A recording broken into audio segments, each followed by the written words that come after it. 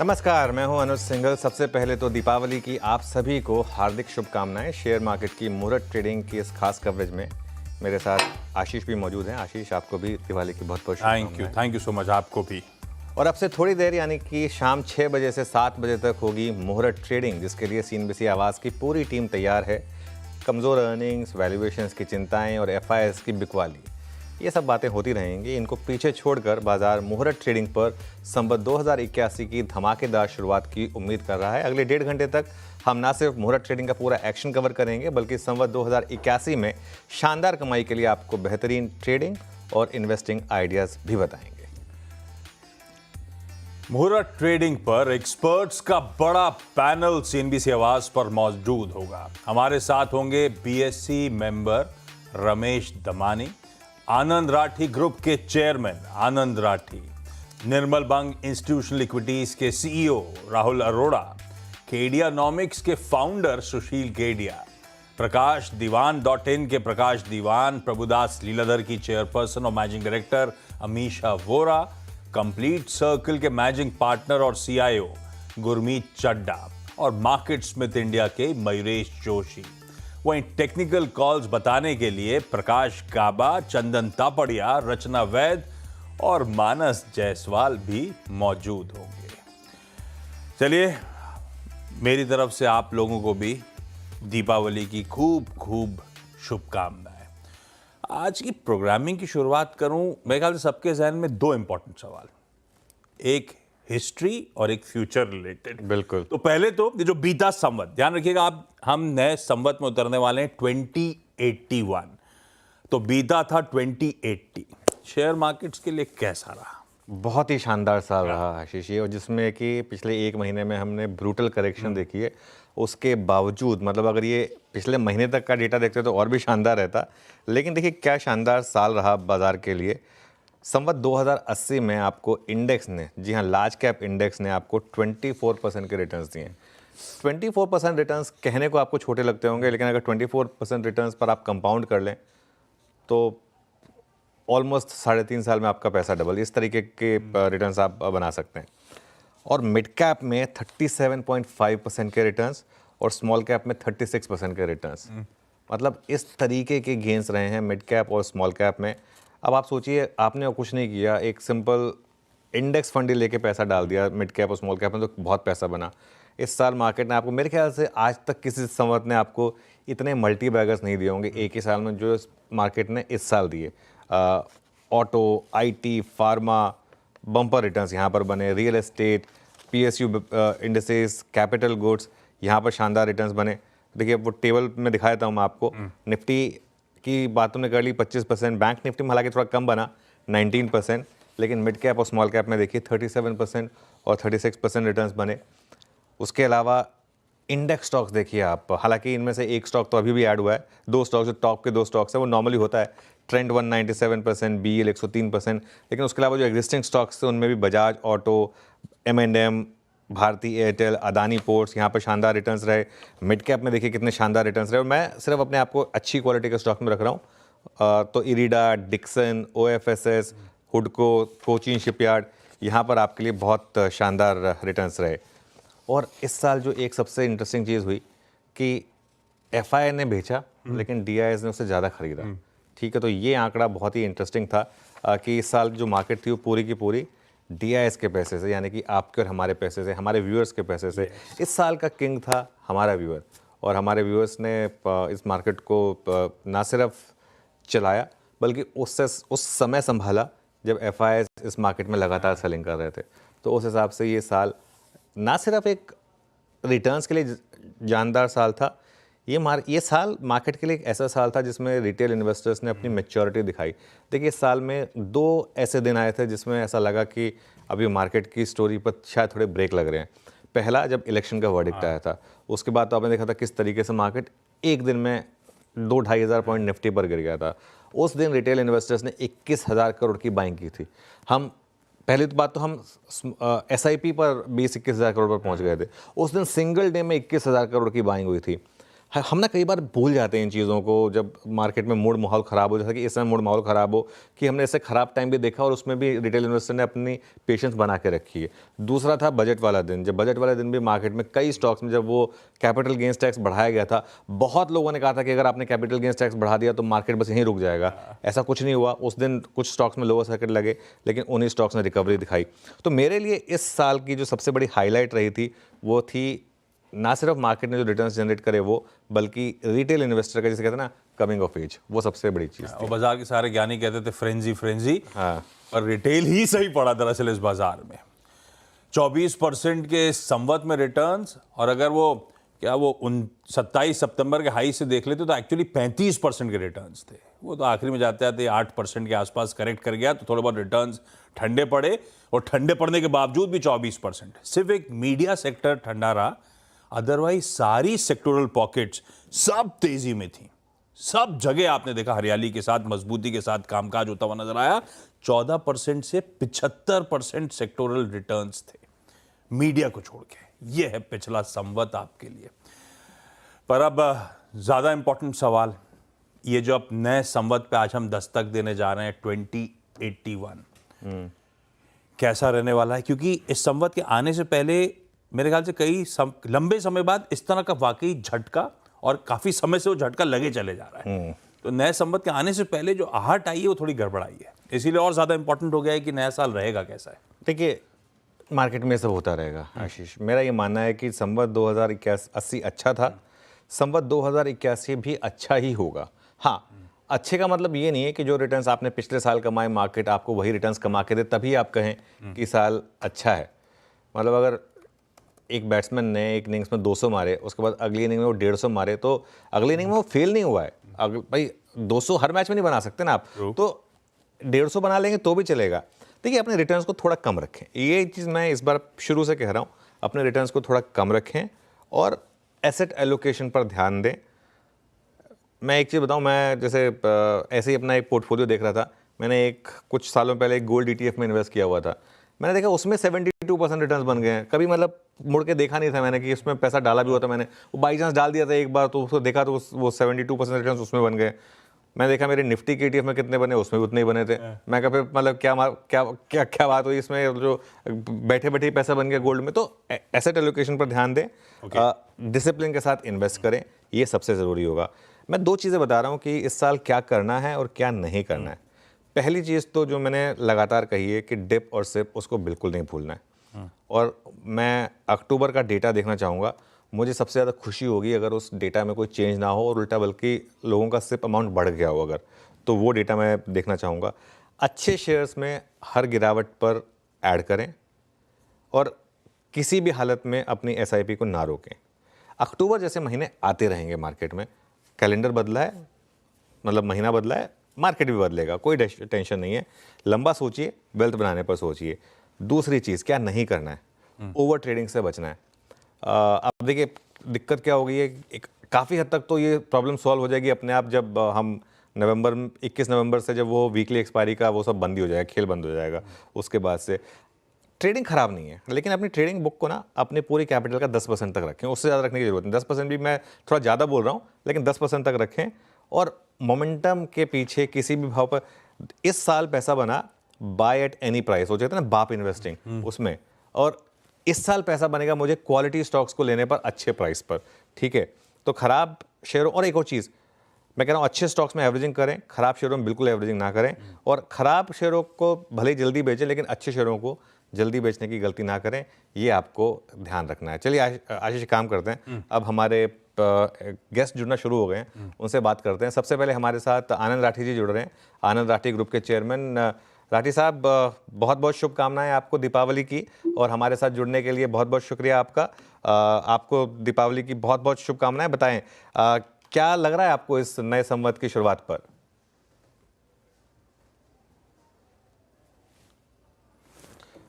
राठी साहब शायद आप म्यूट पर हैं, आपको अनम्यूट करना होगा। हाँ, सर्वप्रथम तो पहले आपको और आपके सारे दर्शकों को मेरी खूब शुभकामनाएं। पिछला वर्ष बहुत अच्छा रहा, यूं देखे तो ओवरऑल, जैसा आप कह भी रहे थे अभी। ऊपर जाके नीचे आता तो थोड़ा कष्ट होता है कि इतना ऊपर जाके फिर थोड़ा गिर गया, परंतु अगर 24% की ग्रोथ अगर आई निफ्टी में, which is I think excellent growth by any standard, तो अच्छा है। आने वाले साल भी मेरा मानना है कि देखिए इकोनॉमी की जो स्थिति है, अच्छी स्थिति है। पिछले पहले 6 महीने में थोड़ा सा असर आया क्योंकि इलेक्शन के कारण थोड़ा इन्वेस्टमेंट रुक गया था, इंफ्रास्ट्रक्चर वगैरह। तो अब तेजी से वो काम हो रहा है। और जैसे आरबीआई ने कहा है, आईएमएफ सब ने कहा है कि 7 से 7.5% के बीच की जीडीपी ग्रोथ आएगी। इन्फ्लेशन कम होता जा रहा है, तो सभी मेरे को लगता है कि भाई ये साल भी जो है अच्छा रहेगा। जरूरी नहीं है कि वो पिछले साल की तरह रिटर्न दे, परंतु 10-15% का रिटर्न डेफिनेटली मुझे उम्मीद है कि ये साल भी देगा। 10-15% के रिटर्न्स बुरे नहीं होते। हाँ, ये ज़रूर था कि बीता संवत बहुत एक्सेप्शनल रहा, बहुत बढ़िया रिटर्न्स दिए। ऐसी मैं कैलकुलेट कर रहा था, लास्ट संवत में 242 ट्रेडिंग सेशंस थे। टीम ने बताया 78 ट्रेडिंग सेशंस वो थे जब हम हाई जड़ रहे थे। इस तरह का मूड माहौल बन गया था। तो थोड़ा सा अपने हॉर्सेस को थाम के रखना है। 10-15% के रियलिस्टिक रिटर्न्स आप एंटिसिपेट करें। और राठी सर, जैसे अभी अनुज मेंशन भी कर रहे थे कि मिड कैप स्मॉल कैप्स में बहुत अच्छे आउट परफॉर्मेंस था। अब इस नए साल में जब रिटर्न्स की एक्सपेक्टेशंस थोड़ी सी मॉडेस्ट कर रहे हैं हम लोग, तो क्या तड़का ऐसा है कि लार्ज कैप्स की तरफ आप लोग ज्यादा शिफ्ट करोगे? वैसे आपको मेरी तरफ से भी शुभ दीपावली सर। थैंक यू, धन्यवाद। नहीं, ऐसा है कि देखिए लार्ज कैप हमेशा ऑब्वियसली जब भी तकलीफ आती है तो लार्ज कैप जरा ज़्यादा परफॉर्म करते हैं। और मेरा मानना आज भी इसका स्मॉल कैप में भी स्कोप है। हालांकि बहुत लास्ट साल में वृद्धि हुई है, परंतु बहुत स्मॉल कैप आप देख रहे हैं कि अच्छे परफॉर्मेंस हो रही है। ओवरऑल भी जो है परफॉर्मेंस स्मॉल कैप्स की अच्छी है। मिड कैप थोड़े ओवर वैल्यूड ऐसे लग रहे थे, परंतु इनमें भी जो करेक्शन इतना आया है, तो मुझे लगता है ओवरऑल जो है स्मॉल कैप लार्ज कैप शायद अच्छे रहे मिड कैप से थोड़े, परंतु ओवरऑल मार्केट में मुझे लगता है सभी जगह थोड़ी परफॉर्मेंस ठीक रहेगी। राठी सर, जो सबसे बड़ी थीम रही पिछले साल वो थी एक्चुअली जिस फील्ड में आप हैं, जी मार्केट रिलेटेड स्टॉक्स। आपका खुद का स्टॉक ने काफ़ी अच्छा किया, जी। लेकिन उसके अलावा सारे ब्रोकर्स, बीएसई का शेयर, सीडीएसएल का शेयर। तो दो सवाल, एक तो इस थीम में आगे क्या, और इस साल की सबसे बड़ी थीम आपके हिसाब से क्या रहेगी? देखिए मेरा मानना है बैंक एंड फाइनेंशियल सर्विसेज जो है जनरली या एनबीएफसीज हैं, वो अच्छी रहेंगी। क्योंकि जब मैं demand for money is quite lot, आप देख रहे हैं कि भाई आज भी बैंकों के पास अब फंड जो हैं इतना सरप्लस नहीं है, उनके डिपॉजिट्स बढ़ नहीं रहे हैं तेजी से जितना उनके क्रेडिट ग्रोथ आ रही है। इसलिए एनबीएफसीज भी अच्छा करेंगी। बैंक्स के और बाकी जगह एनबीएफसी में जब भी इंटरेस्ट रेट में कमी होती है, तो डेफिनेटली ये जो सेक्टर हैं वो अच्छा करते हैं। उनकी जो भी लैंडिंग है वो थोड़ी हाई रेट की लैंडिंग रहती है, कॉस्ट धीरे धीरे कम होती है। तो इसलिए एनबीएफसी और फाइनेंशियल सर्विसेज वो बहुत अच्छे रहेंगे। और दूसरा मेरा मानना है अगर एक सेक्टर अच्छा रहेगा तो एफएमसीजी, वो जो है वो कई सालों में पीछे इतना नहीं कर रहा था, पर अब जो जैसे डिमांड रूरल डिमांड आने लगी है, तो एफएमसीजी सेक्टर भी अच्छा रहेगा। इंफ्रास्ट्रक्चर सेक्टर की बात तो खैर है ही, अच्छा कर ही रहा है और अच्छा ही करेगा, उसमें इन्वेस्टमेंट आने वाला है। तो ये दो तीन सेक्टर मेरे हिसाब से कंपेरेटिवली अच्छे करेंगे। परंतु जब इकोनॉमी अच्छी करती है ना अनुज, तो मेरा मानना है सारे सभी सेक्टर में अच्छे स्टॉक्स हैं जो करे अच्छे से करेंगे। जो जो राठी सर ने बात की ना, एक मैं आपको बताऊं, जीएसटी का डेटा आया था अभी जब मैं ऑफिस आ रहा था रास्ते में, आशीष, एक हाई बेस पर 8% हायर जीएसटी का डेटा आया। और मतलब ये अपने आप में एक आपको बता रहा है कि किस तरीके का मार्केट यहाँ पर, मतलब किस तरीके की इकोनॉमी है हमारी। क्योंकि एक तो हम सिर्फ स्टॉक्स की बात करते हैं, लेकिन जिस तरीके का जीएसटी कलेक्शन है 1.87 लाख करोड़ का, मतलब अब हम ऑलमोस्ट 2 लाख करोड़ क्रॉस करने वाले हैं। जब 1 लाख करोड़ क्रॉस हुआ था तो हमने कितने सेलिब्रेशन किए थे? 2 लाख करोड़ क्रॉस करने वाले ऑलमोस्ट। बिल्कुल 9% का उछाल। और इवन ईयर टिल डेट इस फाइनेंशियल ईयर में 9.5% जीएसटी कलेक्शंस इंप्रूव होते हुए ईयर ऑन ईयर ये है। तो मोटा मोटी राठी सर एक समय बीएससी के चेयरमैन भी थे। दलाल स्ट्रीट पर रोशनी नए संवत में भी जस की तस बनी रहेगी, ऐसा मानू ना? जी बिल्कुल बिल्कुल सर, रोशनी बनी रहेगी मार्केट पे और इन्वेस्टर्स पे भी। ये दिवाली की रोशनी अच्छी रहेगी। चलिए राठी सर, बहुत बहुत शुक्रिया आज हमारे साथ जुड़ने के लिए, और आपको एक बार फिर से दीपावली की बहुत बहुत शुभकामनाएं। धन्यवाद, और फिर से आपको खूब शुभकामनाएं। ओके, चलिए आगे बढ़ते हैं, और हमारे साथ और भी लोग जुड़े हैं। जरा एक बार विंडो रखिए। प्रकाश दीवान जी जुड़े हैं हमारे साथ, आई थिंक रचना जी भी जुड़ी हैं, और हाँ, मानस जायसवाल जुड़े हैं, गावा सर जुड़े हैं। तो आप सभी को दीपावली की बहुत बहुत शुभकामनाएं। प्रकाश दीवान जी, कैसा फील कर रहे हैं संवत पर, और क्या रिटर्न्स एक्सपेक्ट करें इस साल? थैंक यू अनुज, आपको, आशीष को, सारे पैनल को, हमारे दर्शकों को, सबको हार्दिक शुभकामनाएं दिवाली की। बट ये जब जंक्चर में हम आते हैं हर साल, तब ऑनेस्टली एक व्यू बनता है पीछे के एक साल को देख के। अब वो पिछला एक साल इस बार अगर हम देखें, आकलन करें, बड़ा मजबूत गया है, बड़ा रिवॉर्डिंग गया है। हमने इतनी सब उतार चढ़ाव वाली जो फेजेस हैं उनको झेला, उसमें से पार हुए। तो हमेशा एक हिम्मत, एक वो बनता है कि निश्चित होके इन्वेस्ट करते रहिए, पैसा बनेगा। तो वो तो कोई चेंज नहीं है वहां पे। उल्टा जो निश्चय आपने किया है कि भाई, जैसे आप बता रहे थे कि एसआईपी ना रोकिए कोई भी हालत में, वो एक बहुत well establish, well accepted fact हो चुका है। इंपॉर्टेंट चीज ये है कि हमारी इकोनॉमी और मार्केट्स, ग्लोबल मार्केट्स के सेटअप के नजरअंदाज रखते हैं कि हम लोग कहाँ पहुंचे। और उसमें अगर आप देखें तो बहुत एक मेजर चेंज आने वाला है यूएस इलेक्शंस के बाद। यूएस इलेक्शन का आउटकम क्या आता है अगले हफ्ते आ जाएगा, और उसके बाद जो पॉलिसीज आनी है, जो काउंटर पॉलिसीज आनी है, चाइना का बिहेवियर आना है, वॉर्स का क्या होगा, तो वॉर से कमोडिटी पे क्या असर होगी, कमोडिटी से इन्फ्लेशन पे क्या असर होगी, और इन्फ्लेशन से इंटरेस्ट रेट्स पे क्या असर होगी, ये जो चीजें है ना, ये बहुत ज्यादा आने वाली है। तो मुझे ये लग रहा है कि थोड़ा सा एंग्जाइटी प्रोन रह सकता है मार्केट, तनावपूर्ण रह सकता है, क्योंकि ट्रिगर्स है, और वो भी फर्स्ट हाफ तक स्टेबलाइज हो जाएगा। तो अगर आपको ये निवेश करना है बड़े पैमाने पे, तो आपको डिप्स मिलेंगे जो पिछले साल पूरी तरह से नहीं मिल पाए थे या बहुत शॉर्ट लिव्ड थे। तो मुझे लगता है इस बार फेज थोड़ा सा आपका 4-5 महीने का सॉफ्टनेस का रहेगा। उसमें आप कैपिटल एलोकेशन इत्मीनान से कर सकते हैं। But I think Indian economy और सेक्टर्स और कंपनी, जैसे राठी साहब भी कह रहे थे कि हर सेक्टर में विनर्स हैं आपके पास। थोड़ी मेहनत ज्यादा होगी, एफर्ट ज्यादा लगेगा इस साल, और हम हर साल यही चीज बोलते हैं और दोहराते रहते हैं। लेकिन जेन्युइनली थोड़ा सा मार्केट इस अगले 4 महीने काफी टिमल्टस, मतलब काफी वॉलेटाइल रह सकता है, न्यूज फ्लो बहुत इंटेंस रह सकता है। तो थोड़ा घबराहट वाला माहौल बन भी सकता है। तो उस हिसाब से दृढ़ रह के करना है invest. But I am sure बहुत बहुत प्रॉमिसिंग रह सकता है। ना, बिल्कुल ठीक है। तो पिछले संवत शायद वो मीनिंगफुल डिप्स आए नहीं, बेहतरीन मौके पैसा डिप्लॉय करने के नहीं मिले थे। इस नए संवत में हो सकता है थोड़ी घबराहट आए, ऐसे मौके हों, लेकिन उन मौकों को आप अपॉर्चुनिटी के तौर पर ट्रीट करना, बढ़िया क्वालिटी में पैसा डिप्लॉय करने के लिए। हाँ, विनर्स ढूंढने के लिए एफर्ट लगेंगे, और वो एफर्ट्स अपन नहीं, ये पैनल लगाएगा। कुछ देर में बातचीत करूंगा इन सब से। एक काम कर रहा हूँ, छोटा सा ब्रेक ले लेते हैं, ब्रेक के उस पर लौटेंगे तो प्री मार्केट देखेंगे किस तरह का मूड बन रहा है। आज का मुहूर्त का कंटिन्यूस सेशन ध्यान रखिएगा, शाम 6 से लेकर 7 बजे का है, 1 घंटे का वो सेशन। ब्रेक के उस पर लौट रहे हैं।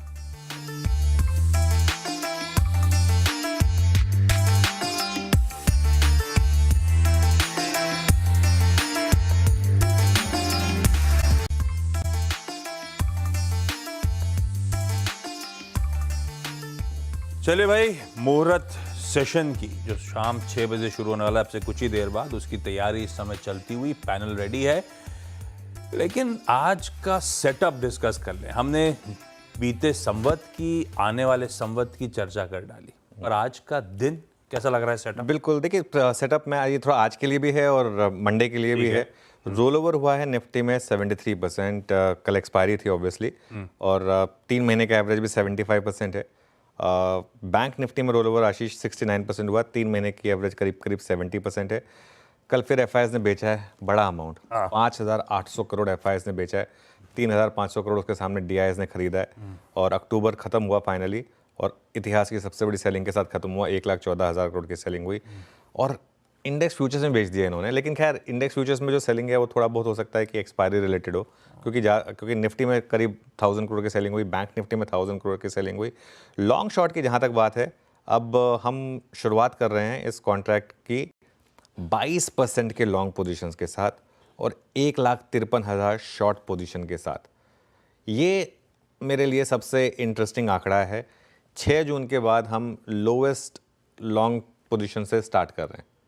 ओके, सिर्फ 61,000 शॉर्ट हैं, लॉन्ग है, 2,14,000 शॉर्ट हैं, 22% नेट लॉन्ग।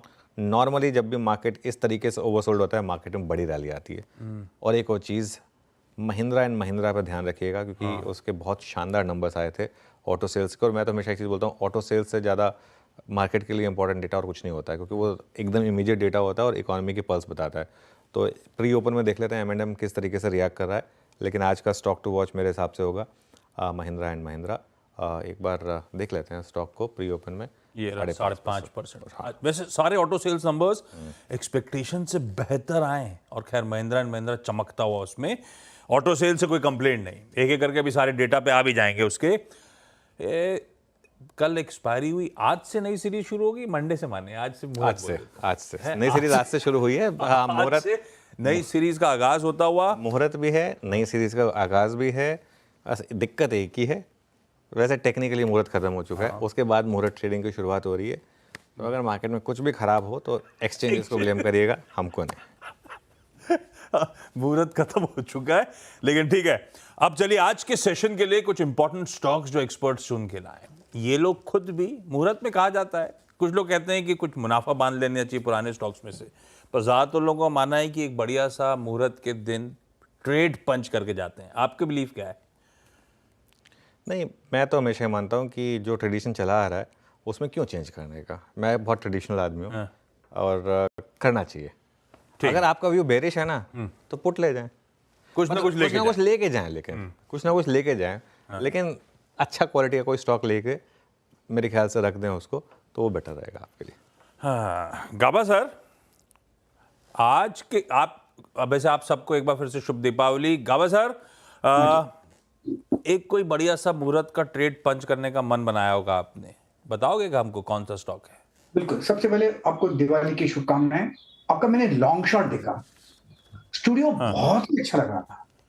दिवाली के लिए हमने नया स्टूडियो खड़ा करा, महाराजा की तरह, राजा महाराजा की तरह। ये दीपावली के लिए हमने नया स्टूडियो खड़ा करा है। आप आए क्यों नहीं आज स्टूडियो? मुझे बोलते तो मैं 100% आ जाता हॉनेस्टली, लेकिन बहुत ही बढ़िया, अच्छा लगता है। Long shot is beautiful. दिल, हृदय से या दिल से, दोनों में क्या फर्क है मुझे पता नहीं, लेकिन खुशी हो रही है आज एकदम। हार्ट का फर्क है दोनों में। अच्छा, गौतम पिक आज की देखिए, ये एग्रेसिव कॉल है मेरे लिए, बाई सिग्नल नहीं है, लेकिन वो जो लेना चाहिए लॉन्ग टर्म के लिए, वो होना चाहिए जो मेरे पोर्टफोलियो में ऑलरेडी है और अच्छे दाम पे मिल रहा है, वो है इंडसइंड बैंक। 1055 का दाम है अभी। वो देखिएगा, स्ट्रक्चर वीक है, 5 दिन से वहीं पर लो देखा, 4-5 दिन से लो, लगता है यहां पर सस्टेन रुका। क्यों है?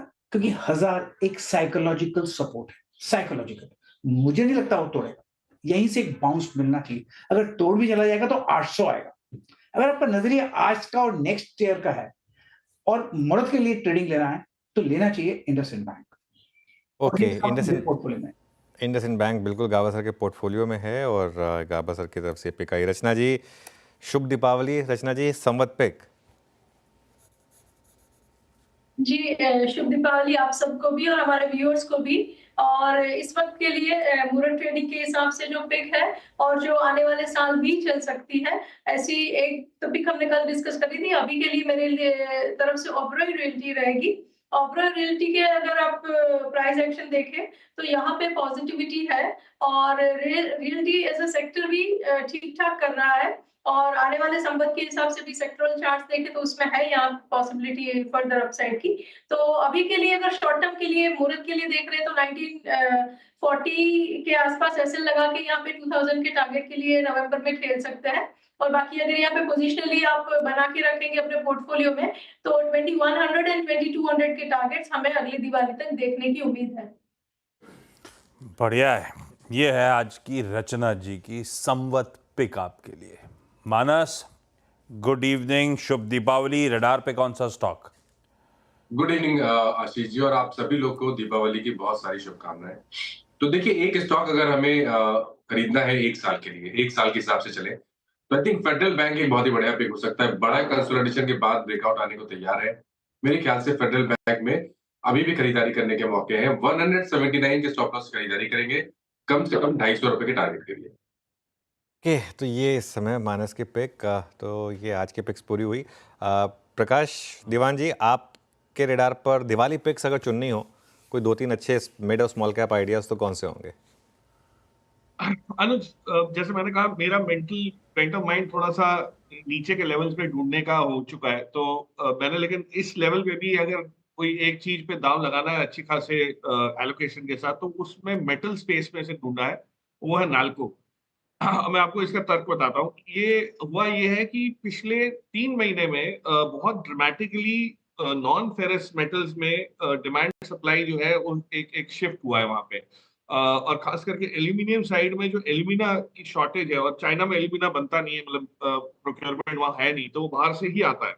तो जो इश्यूज चाइना में अब हो रहे हैं, रिस्ट्रिक्शन हो गए हैं, सप्लाई नहीं मिल रही है उनको एल्यूमिना की, और उसकी वजह से उत्पादन में भी इम्पैक्ट आ रहा है। जबकि डिमांड, चाहे वो ईवीज को लेके हो, इलेक्ट्रिक ट्रांसमिशन को लेके हो, हर जगह एल्यूमिनियम का उपयोग इतना ज्यादा हो रहा है। तो कहीं ना कहीं ये जो मिसमैच है, इसका फायदा आपको नाल्को में इसलिए दिखेगा कि नाल्को ने पिछले कुछ सालों में जब डाइवेस्टमेंट की अटकलें लग रही थी, तब अच्छा खासा एक कंसोलिडेट करके अपने बिजनेस को ग्रो किया, एक्सपेंशन किया। और इनके पास जो रिजर्व्स है, उसको देखिए आप, जो कैपेबिलिटीज है एल्यूमिनिया की, और अफ्रीका से जो आता था वहां पे इतने इश्यूज होने शुरू हो गए, गिनी से जो आ रहा था। तो मेरे हिसाब से जो सेटअप दिख रहा है, और जो आज 42,000 करोड़ के करीब मार्केट कैप होगी इसकी, स्टॉक ने पिछले एक साल में बढ़त अच्छी खासी ली है, लेकिन उससे कोई फर्क इसलिए नहीं पड़ रहा कि आगे के एक साल ये जो कर सकते हैं, जो क्षमता ये धारण कर रहे हैं, उसको देखते हुए ये स्टॉक आपको बहुत बढ़िया एक आउट परफॉर्मेंस दे सकता है। मैं आउट परफॉर्मेंस की बात कर रहा हूँ, ये नहीं कि यहाँ से 2-3 गुना हो जाएगा, but yes, market out perform कर पाएगा, और एक रेजिलियंट कंपनी आप खरीद रहे हैं। इंटरेस्टिंग चीज, जो लास्ट पॉइंट ये है कि इसमें इंस्टीट्यूशनल होल्डिंग अभी बहुत ज्यादा है नहीं। एक आध LIC की कुछ होल्डिंग है, एक आध और म्यूचुअल फंड की है।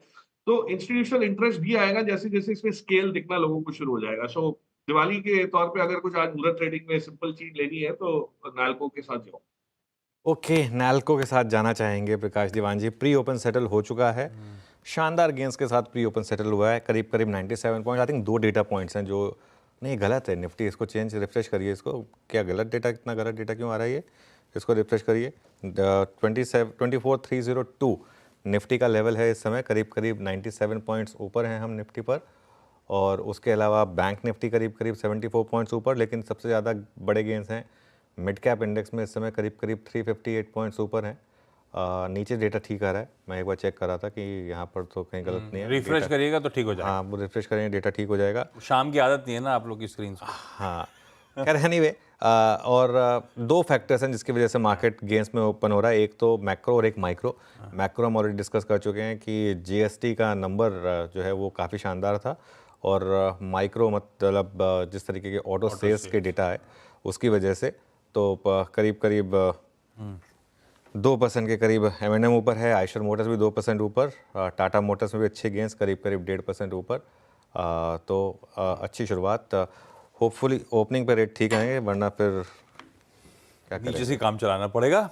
लेकिन दीवान साहब, ये हालांकि गोवा में तो रोज दिवाली होती है, लेकिन आपकी दिवाली कब हुई? कल हुई कि आज होगी? इनफैक्ट आशीष, आप आश्चर्य करेंगे, गोवा में दिवाली होती ही नहीं। इनफैक्ट यहाँ पे जो कस्टम है उसके हिसाब से गणपति में जो फेस्टिविटी होती है उसके बाद सीधा क्रिसमस पे होगी। तो दिवाली तो थोड़ी सी लो की रहती है यहाँ।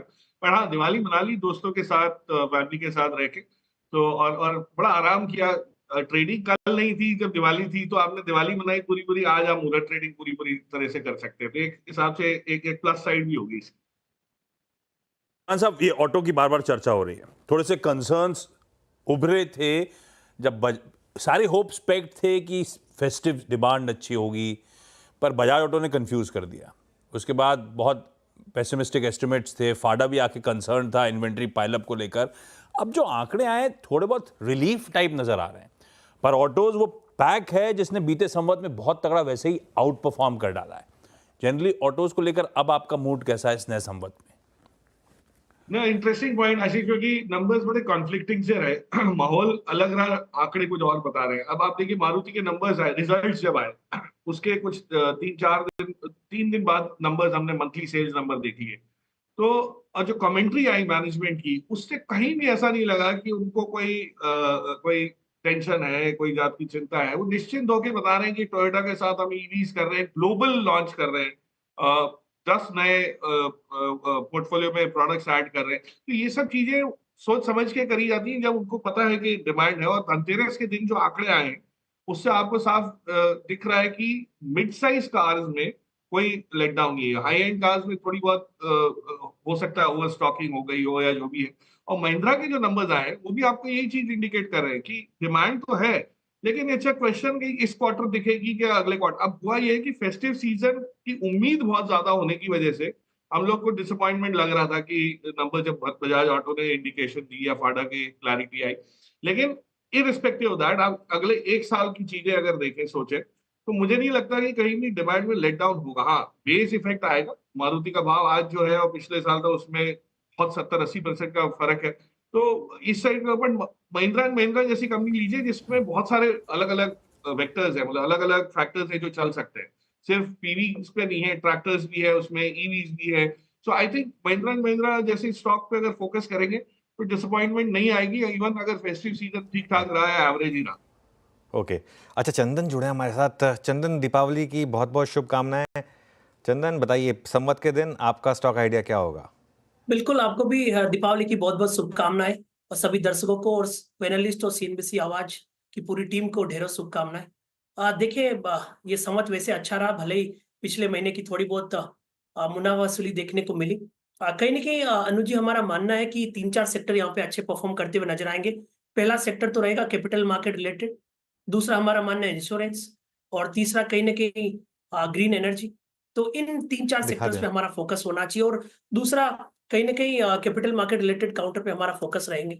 आज मुहूर्त ट्रेडिंग है तो मैं तो मार्केट से रिलेटेड काउंटर पे फोकस करूंगा। बॉम्बे स्टॉक एक्सचेंज काफी प्रिफर्ड पिक हमारा रहा है, खरीदारी की सलाह देंगे। मुहूर्त ट्रेडिंग के तौर पे मैं पीएससी पे फोकस करूंगा, ऊपर में लगभग 4750 के टारगेट के लिए। ओके चंदन, फोटो फिनिश। चंदन, मार्केट ओपनिंग पर आते हैं एक बार। निफ्टी में 100 पॉइंट की रैली इस समय, अच्छी खासी। मिड कैप में 400 पॉइंट की रैली, बैंक निफ्टी में करीब करीब 170 पॉइंट की रैली। देखिए मिड कैप और स्मॉल कैप में क्या शानदार मोमेंटम इस समय आपको दिखाई देगा। और एडवांस डिक्लाइन देखिए इस समय 1500 बढ़ने वाले शेयर, सिर्फ 150 गिरने वाले शेयर इस समय आपको दिखाई देंगे। तो कुल मिलाकर बहुत ही शानदार शुरुआत इस समय मार्केट की। अब सेक्टोरल हीट मैप देखते हैं एक बार। ध्यान रखिएगा लेकिन मुहूर्त पे हमेशा शुरुआत अच्छी होती है और मार्केट एंड तक फ्लैट हो जाता है, लेकिन फिर भी एक बार सेक्टोरल हीट मैप देखते हैं यहाँ पर किस तरीके के ब्रेड थे सेक्टर वाइज। वो फायर करिए, अगर वो नहीं आ रहा है तो कोई नहीं, निफ्टी गेनर्स पे आते हैं। ओके, सेक्टर्स देखिए इस समय स्क्रीन पर, सभी सेक्टर्स में अच्छे खासे मूव हैं इस समय। सबसे ज़्यादा बड़ा मूव आई थिंक ऑटो में होगा, ऑटो करीब करीब 1.5% ऊपर है। उसके अलावा PSU उसमें भी अच्छे मूव्स हैं, FMCG, रियल एस्टेट, सारे के सारे सेक्टर्स अच्छे मूव्स इस समय यहाँ पर आपको दिखा रहे हैं। और ऑयल एंड गैस यहाँ पर भी करीब करीब 0.8% की तेज़ी आपको दिखाई देगी। अब आ जाइए निफ्टी गेनर्स पर। सबसे ऊपर आशीष महिंद्रा एंड महिंद्रा 3% ऊपर। उसके अलावा आयशर मोटर्स, दोनों के सेल्स नंबर्स अच्छे थे। टाइटन, इंडसइंड बैंक, गावस्कर की पिक, टाटा मोटर्स, यहाँ पर अच्छे खासे गेंस आपको दिखाई देंगे। लूजर्स में कुछ ज़्यादा है नहीं बात करने को, तो एक बार निफ्टी का हीट मैप देख लेते हैं। अब उसमें आई थिंक आपको बहुत क्लियरली दिखाई देगा कि कौन कौन से स्टॉक्स अच्छा मूव दिखा रहे हैं इस समय। ये देखिए, ये इस समय निफ्टी का हीट मैप आपकी स्क्रीन पर आएगा। सबसे ऊपर M&M, Eicher Motors, Titan, ONGC, और नीचे कुछ बहुत ज़्यादा है नहीं। तो ये कुल मिलाकर आज के स्टॉक्स। क्विकली एक FNO स्टॉक्स की समरी बता देता हूँ आपको। IDFC first bank, Vodafone idea, PNB और मन्नापुरम, ये कुछ स्टॉक्स हैं जहाँ पर थोड़े से आशीष गेंस दिखाई दे रहे हैं। लेकिन कुल मिलाकर अच्छी शुरुआत मार्केट की। अब निफ्टी 130 पॉइंट ऊपर है और एडवांस डिक्लाइन बहुत ही शानदार इस समय मार्केट का। जलवे मुहूर्त सेशन के, अदरवाइज ग्लोबल हैंडओवर अच्छा नहीं था। वो दोनों रिजल्ट्स बड़े वाले दोनों दिक्कत कर गए, दोनों में कमजोरी थी। और नैस्डैक कल 0.3% गिरा। चाहे वो माइक्रोसॉफ्ट हो, मेटा प्लेटफॉर्म्स हो, दोनों स्टॉक्स 5-5, 6-6% गिरे थे। ये है लेकिन मुहूर्त सेशन के जलवे। बिल्कुल सही है, सेकंड हाफ थोड़ा सा पस्त पड़ता है, ये बात ध्यान रखिए। ऊपरी स्तरों से थोड़ी सी मुनाफा वसूली देखने को मिलती है, लेकिन अभी स्क्रीन बढ़िया 0.5% का उछाल और बढ़िया ब्रेथ के साथ 12:1, 13:1 जो भी रेशो कह लीजिए, एडवांसेस के फेवर में इस समय। चलिए भाई, ये हो गए ओपनिंग की चर्चा। वायदा बाजार के कुछ स्टॉक्स जो हरकत में है, मेरे ख्याल से ज़्यादातर निफ्टी के स्टॉक्स जो मेंशन कर रहे थे ओपनिंग में, उसके अलावा कुछ ज़्यादा है नहीं। स्क्रीन पे टिकर टीम चलाती रहेगी सारे के सारे अपडेट्स, और प्रोड्यूसर डायरेक्टर साहब भी ऊपर चलाएंगे। मैं एक फॉलोअप सवाल, जब ऑटोज़ की बात करी थी आपसे दीवान साहब, तो एक नए संवत जाते जाते वो, अच्छा दीवान साहब है नहीं, ओके कोई नहीं, आगे बढ़ते हैं और हमारे साथ अब आई थिंक रमेश दमानी से जुड़ गए हैं, उनसे बात करते हैं। ओहो। रमेश जी, गुड इवनिंग, शुभ दीपावली। और एक ट्रेडिशन रहा है कि बीएससी से आप हमारे साथ जुड़ते हैं हर दीपावली पर। ये संवत बहुत शानदार रहा बाजार के लिए, इस संवत से इन्वेस्टर्स क्या उम्मीद रखें? Thank you first so much Anuj ji, happy Diwali, शुभ दीपावली आपके सभी दर्शकों को। I think last Diwali, last 3 Diwalis have been brilliant for the stock market. I think ये जो अभी करेक्शन चल रहा है शायद बाजार में, शायद थोड़ा और चलेगा। मार्केट काफ़ी तेजी से भागा है, तो it need seems tired. So I think for next 2 months, 3 months, it'll probably rest a little bit. So I think it's unlikely that we make new highs in the next 2-3 months. But after that, I think it should continue its way higher. बिल्कुल Ramesh sir, जैसा आपने बोला पिछला 1 महीना थोड़ा खराब रहा है, क्या ये सिर्फ मार्केट को एक एक्सक्यूज चाहिए था, ये मार्केट बहुत चल गया था इसके लिए मार्केट नीचे आया, या फिर वो जो अर्निंग्स का इम्पैक्ट है, चाइना फैक्टर है, किस वजह से आपको लग रहा है कि मार्केट में पिछले 1 महीने में जो ब्रूटल करेक्शन आया, इसकी वजह क्या रही? There are a number of reasons. It could be the IPO market has been hot, it could be China, but I think the market fell off its own. Typically in bull markets, after a long run up, you see a correction, तो it falls of its own weight. तो मेरे को लगता है market की खुद की वजन से थोड़ा शायद घट रहा है, बट जो मैं कहना चाहता हूँ कि you must distinguish between volatility and risk in the market. और जो अभी अपन देख रहे हैं वॉलेटिलिटी है, रिस्क है that you can permanently lose capital in the market. I don't think we are at that stage. I think we are experiencing volatility in the market. जैसे अनुज जी आप जानते ही हैं कि जब आया था इंडेक्स 1000 के नीचे था, अभी 80,000 की तुराई पे पहुंचा है। तो what we have learned over many years is remain invested in high quality businesses, because that is what does reward for investors. Ignore the noise that we are seeing right now. अच्छा Ramesh sir, आप हर दिवाली पर हमें एक theme बताते हैं, कोई 1 या 2 खास थीम जो इस साल आप फोकस कर रहे हैं। पिछले साल बहुत पैसा बना मार्केट पार्टिसिपेंट स्टॉक्स में, इस साल आपके हिसाब से टॉप थीम्स क्या रहेंगी? Thank you. मैंने जैसे बता चुका हूं कि जो 2 थीम मुझे पसंद है ये साल में, एक जो थीम है वो डिजिटल पब्लिक इंफ्रास्ट्रक्चर की थीम है। जो इंडिया में हो रहा है डिजिटल में, शायद कोई देश में नहीं हो रहा है। Not only will it expand in India, for example ONDC, pan issuance, eKYC, Aadhaar card, that will now spread to other countries also. Plus I think they will take market share away from physical money transactions. So जो company वो दोराहे पे चल रही है, आप participating in this environment, I think will continue to do well. They are now in the mid cap range and they're not cheap, but if you look at it from market cap to opportunity, they're fairly cheap. So I would say digital public infrastructure. Then the number of mid cap companies in the pharma space that are looking to develop absolutely novel vaccines for dengue, for example, vaccines for breast cancer, vaccines or pills for antibiotics. So I think that will be a promising thing, because for the first time we are not reverse engineering or making only generic things. We are also doing intellectual property work, and these companies are surprisingly still in the mid-cap pharma space. So 2 new themes that I would say over the next 3 years, not necessarily 1 year, would be digital public infrastructure and the pharma space, which have their own intellectual property, sir. बहुत बढ़िया Ramesh sir, हाय, दीपावली की शुभकामनाएं आपको मेरी तरफ से भी। जो करेक्शन है, आपकी बातें सुनकर लग रहा है हेल्दी करेक्शन है। इवेंचुअली हम शायद स्ट्रॉन्गर इमर्ज करें इस करेक्शन के बाद। एक सरदर्द है, पिछले पूरे संवत 2080 में देखने को मिला था, वो FIIs का मैसिव आउटफ्लो। ये नए साल लौटेंगे नहीं लौटेंगे रमेश सर, क्या परेशान कर रहा है इनको? देखिए, आई थिंक ये थोड़ा मिसकंसेप्शन है। The FIIs own about 800 billion worth of equity in India. 800 billion. They've sold 10 billion, about 1% of that. So that is their right. I don't think we should begrudge them. लेते हैं, बेचते हैं, market becomes healthy because of that.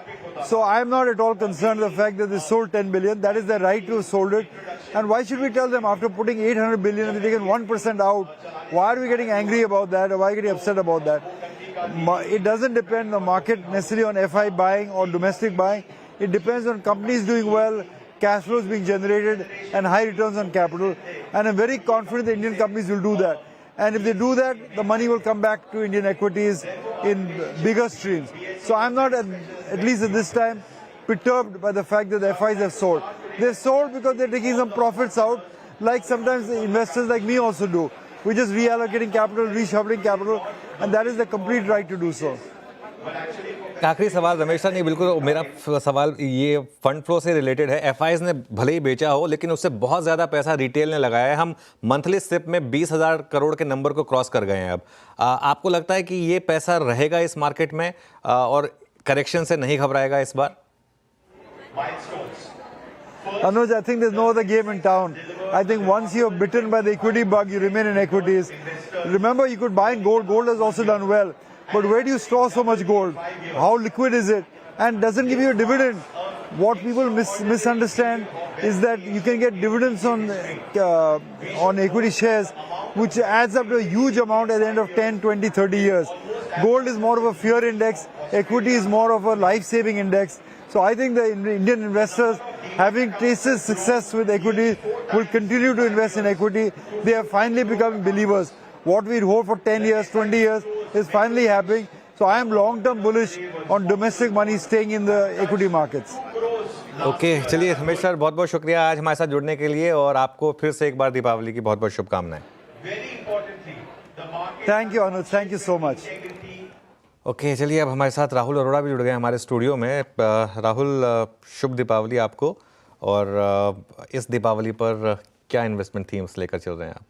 और आपकी खुद की company के आपने इतने शानदार 14 साल पूरे किए हैं, इसके लिए भी आपको बहुत बहुत मुबारक। थैंक यू अनुज, दीपावली की शुभकामनाएं आपको, परिवार, पूरी टीम को, आशीष जी आपको भी thank you for having me on the show. Anuj, I think सबसे बड़ा थीम तो रहा है कि this has been the most disappointing earning season coming into a Diwali in recent memory. I think unfortunately एक रियलिस्टिक रियलिटी चेक मिल गया, but I think Anuj it's going to be more bottom up than top down. मेरे हिसाब से I think एक top down view रहना, एक theme को हाईलाइट करना थोड़ा डेंजरस हो सकता है, क्योंकि देखिए हम 75% जो हम बात करते हैं मार्केट की वो आईटी, एफएमसीजी, बैंक्स और रिलायंस है। आईटी में आपने देखा results have been in two directions, कोई यूनी डायरेक्शनल नहीं हुआ, कुछ बहुत अच्छे हैं, कुछ ख़राब हैं। रिसेंटली कैपजेमिनी का डाउनग्रेड आया है। एफएमसीजी, कंज्यूमर स्टेपल्स में जितनी कम बात की जाए उतना और बैंकिंग में भी इतना कुछ खास हुआ नहीं है, टू बी वेरी ऑनेस्ट। तो अगर ये 3 सेक्टर पार्टिसिपेट नहीं करेंगे, you are down to Reliance, and Reliance I don't know alone if it can hold the market. तो मेरा मानना ये है अनुज कि हम बोरिंग मार्केट की बात करते हैं, बहुत समय से नहीं देखा है। It has become too easy to make money in the market. 7,500 का निफ्टी 26,500 इतनी आसानी से हो गया था। तो मुझे लगता है अनुज कि अगले 1 साल शायद एक बोरिंग मार्केट हो जाएगा। हम एक पिवट पॉइंट पे बैठे हैं 24,000 पे। मुझे लगता है कि ये ब्रॉडली रेंज, अगर चीज़ें बहुत ख़राब चली गई तो 22 के पास चला जाएगा, चीज़ें अच्छी हो गई तो 26 के पास चला जाएगा। बट एक ब्रॉडली एक रेंज बाउंड मार्केट रहेगा। But I would be too scared Anuj, to be very honest, to give you one aggregate theme जो ये अच्छा कर सकता है। लेकिन अगर एक सब थीम की बात करूँ अनुज, तो I think housing finance could be one very big player in the next 1 year, जहाँ पे मुझे लगता है कि काफ़ी हद तक पैसा बन सकता है। वहाँ पे मुझे लगता है कि वैल्यूएशंस काफ़ी ठीक ठाक हैं, और इंश्योरेंस में भी। तो ये बहुत छोटे छोटे मैं सब सेगमेंट्स की बात कर रहा हूँ, एक बहुत बड़े सेगमेंट की बात नहीं कर रहा, लेकिन ये 2 ऐसी जगहें हैं मुझे लगता है जहाँ पर अगले 1 साल में पैसा बन सकता है। आपने रिलायंस की बात छेड़ी तो एक बात बता दूं, वो जो बोनस शेयर मिले हैं रिलायंस के, वो आज मुहूर्त सेशन से ट्रेड किए जा सकते हैं। वो आपके पास अपडेट्स आ भी गए होंगे। ये संवत जाते जाते ना कई सारे नए नए सरदर्द दे गया। अर्निंग्स अपनी जगह, खैर आइडिया लग रहा था कि अर्निंग्स इस बार एक ही चीज़ है जो सरदर्द कर सकती, कर गई। पर वो चाइना की तरफ कहा जा रहा था फ्लोज चैनलाइज हो रहे हैं, वो जियोपॉलिटिक्स थमने का नाम ही नहीं ले रहे, वो कंसर्न्स, बाकी सब अच्छी अच्छी बातें कर रहे हैं। ये जो नया संवत 2081 में घुस रहे हैं हम लोग, इसके में आपके हिसाब से की हेडविंड्स, दिक्कत, सरदर्द कहाँ से आने वाला है अर्निंग्स के अलावा? और अर्निंग्स एक ही क्वार्टर डिरेल हुई या डर लग गया है कि यहाँ से डिरेलमेंट थोड़ा लंबा चलेगा? नहीं देखिए आशीष जी, अगर आप एग्रीगेट कॉर्पोरेट इंडिया पे देखें, पिछले 10 साल से 2 बड़े इवेंट्स रहे हैं जिनकी वजह से अर्निंग्स ग्रोथ आई है। एक मार्जिन एक्सपेंशन जो 2011-12 में स्टोरी चालू हुई थी और 2024 में जाके पीक हुई है। दूसरा, कोविड में सारी कॉर्पोरेट इंडिया की बैलेंस शीट डीलेवरेज हो गई थी क्योंकि कैपेक्स किसी ने अनाउंस नहीं किया था। जो कैश फ्लो से उन्होंने डेट रिटायर कर दिया, इंटरेस्ट कॉस्ट कम हो गए तो आपका पैट बढ़ गया। ये दोनों चीज़ I think are behind us. What's going to drive growth from here is only going to be top line growth. और जहाँ तक जैसे सबूत की बात करते हैं हम, जो इस अर्निंग सीजन में हमें सबूत मिला है उस पर कोई खास विश्वास करना बहुत मुश्किल हो रहा है। आई थिंक जिस तरह की डाउनग्रेड्स जैसे मैं बात कर रहा हूँ, जैसे सीमेंट में आप उदाहरण के सीमेंट कंपनीज लॉसेस दे रहे हैं Ashish, you never thought that. अभी डिक्सन टेक्नोलॉजीज की बात कर लीजिए, it has beaten expectations by 40%, लेकिन उस दिन स्टॉक 10% नीचे था। तो अब मेरे को ये समझ में नहीं आ रहा है कि बाजार का रुख किस तरफ जा रहा है। अब आपने 1 साल की बात की आशीष जी, अगले 3 महीने ले लेते हैं। लेट्स टॉक अबाउट 1 क्वार्टर, नवंबर, दिसंबर, जनवरी। अगले 3 महीने में एक यूएस इलेक्शन है, महाराष्ट्र स्टेट इलेक्शन है, एक और फेड मीट है, आरबीआई रेट काटेगी कि नहीं काटेगी, और एक यूनियन बजट है। इतने सारी चीज़ें अगले 3 महीने में ही हैं, तो साल का कॉल लेना तो बहुत मुश्किल हो जाता है क्योंकि इसके चलते जैसे आपने कहा कि जियोपॉलिटिक्स में क्या हो रहा है हमें पता नहीं।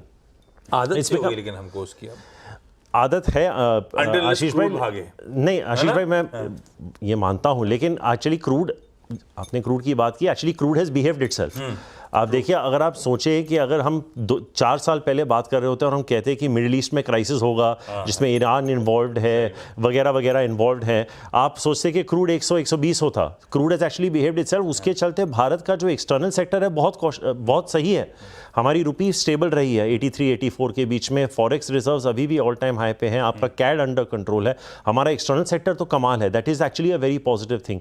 बट एक यही है आशीष जी के टॉप लाइन ग्रोथ की विजिबिलिटी कहाँ से आएगी, क्योंकि इस मार्केट में एक स्टॉक को छोड़ के जो, मतलब वो नवाजुद्दीन सिद्दीकी का डायलॉग है ना, कभी कभी लगता है अपुनीश भगवान है, वो ट्रेंड है। तो ट्रेंड को छोड़ के इस मार्केट में कहाँ टॉप लाइन ग्रोथ दिखे वो समझ में ही नहीं आ रहा। और आई डोंट थिंक कि अगर 15% की टॉप लाइन ग्रोथ सस्टेनेबली नहीं आए, बैंक्स में भी नहीं आ रहा है आशीष जी, 12-13% की तो ग्रोथ बैंक्स में भी आ रही है। तो it is becoming a challenge. और हम लोग तीनों बाजार को काफ़ी समय से देखते हैं। हम हमारे जो दिग्गज थे, जो हमसे पहले भी आए थे, कहते थे कि इवेंचुअली मार्केट्स ट्रैक अर्निंग्स। ये एक मैरिज है जो इवेंचुअली जाके इंटरसेक्ट हो।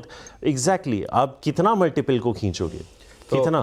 तो राहुल जी, फिर फाइनली एक स्टॉक स्पेसिफिक बात करें, अगर कोई स्टॉक यहाँ पर, मैं आपके लिए एक पोर्टफोलियो लाया हूँ। चलिए, बहुत ही अच्छा है। हाँ। तो मैं आपको एक एक सेक्टर से एक एक स्टॉक दूँ क्योंकि मुझे अनुमान था कि आप ये ज़रूर पूछेंगे। हमारे व्यूअर्स को वही चाहिए। हाँ, नहीं, और देखिए अनुज, मैं इस साइड पे भी बैठ चुका हूँ, तो मुझे पता है कि हमारा एक उत्तरदायित्व होता है कि जो हमारे व्यूअर्स होते हैं वो हमसे रूबरू मिल नहीं पाते, तो हम जब उनको रिकमेंडेशन देते हैं हमें बहुत रिस्पॉन्सिबली देना होता है, बहुत तगड़ी रिसर्च के बाद देना पड़ता है। हम गलत जा सकते हैं और गलत गए हैं, लेकिन हमारा इंटेंशन यही होता है कि जब हम कोई भी चीज़ बांटें वो वेल रिसर्च हो। तो उसके चलते आई थिंक अनुज, अगर मैं आपको हर एक सेक्टर से एक छोटे, let's start with housing finance, PNB housing finance and housing urban development corporation. I think ये 2 स्टॉक्स हैं जो मुझे अच्छे लगते हैं।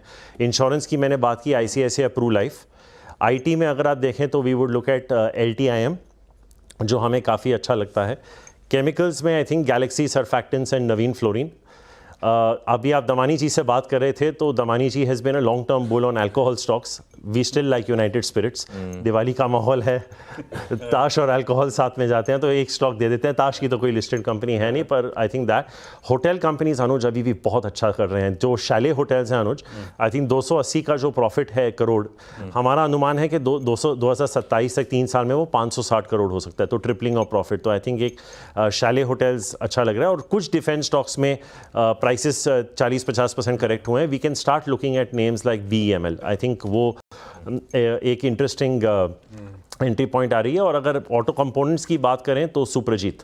तो ये काफ़ी नाम है अनुज जहाँ पे हमारी पहली कभी चर्चा नहीं हुई है, और आई थिंक ये मैं बहुत सोच समझ के, मतलब क्या बोलते हैं वो, मैं हिंदी का शब्द उत्तरदायी जो कह रहा हूँ कि ये मुझे लगता है कि इसके आसपास अगर आप बना दें। और एक मुथूट, आई थिंक, क्योंकि गोल्ड की भी काफ़ी चर्चा हुई होगी आपके चैनल पे धनतेरस के दिन।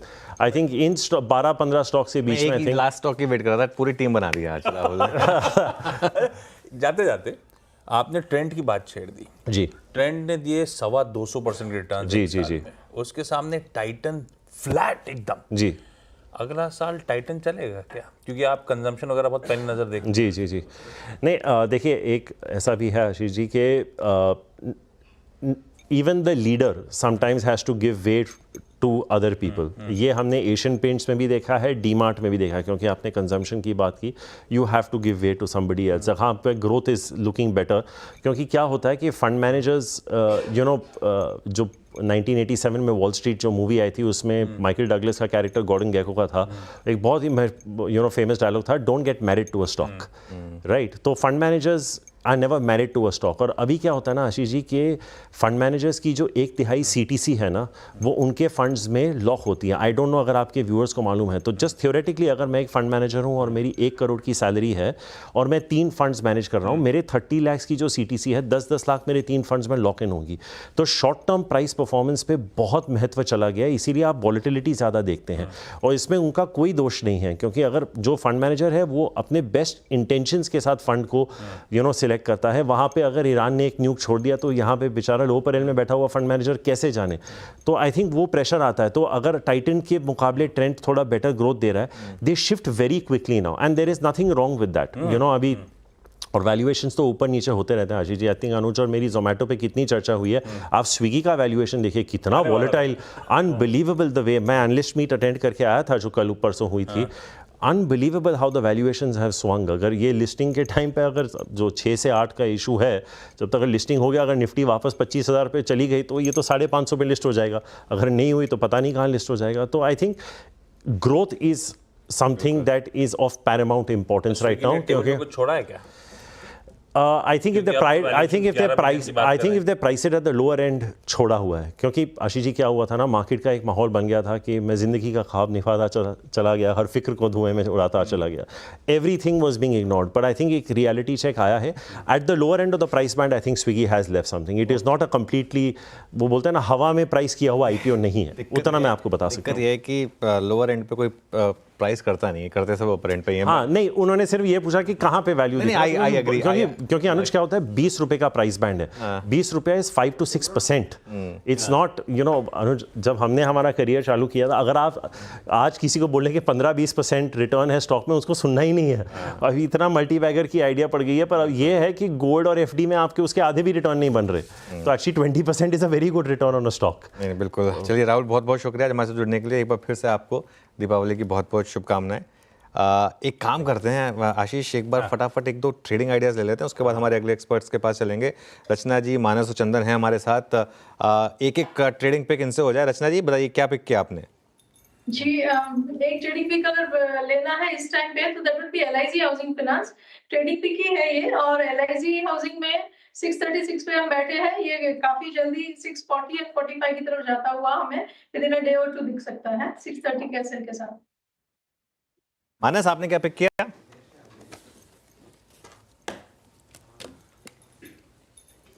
मानस?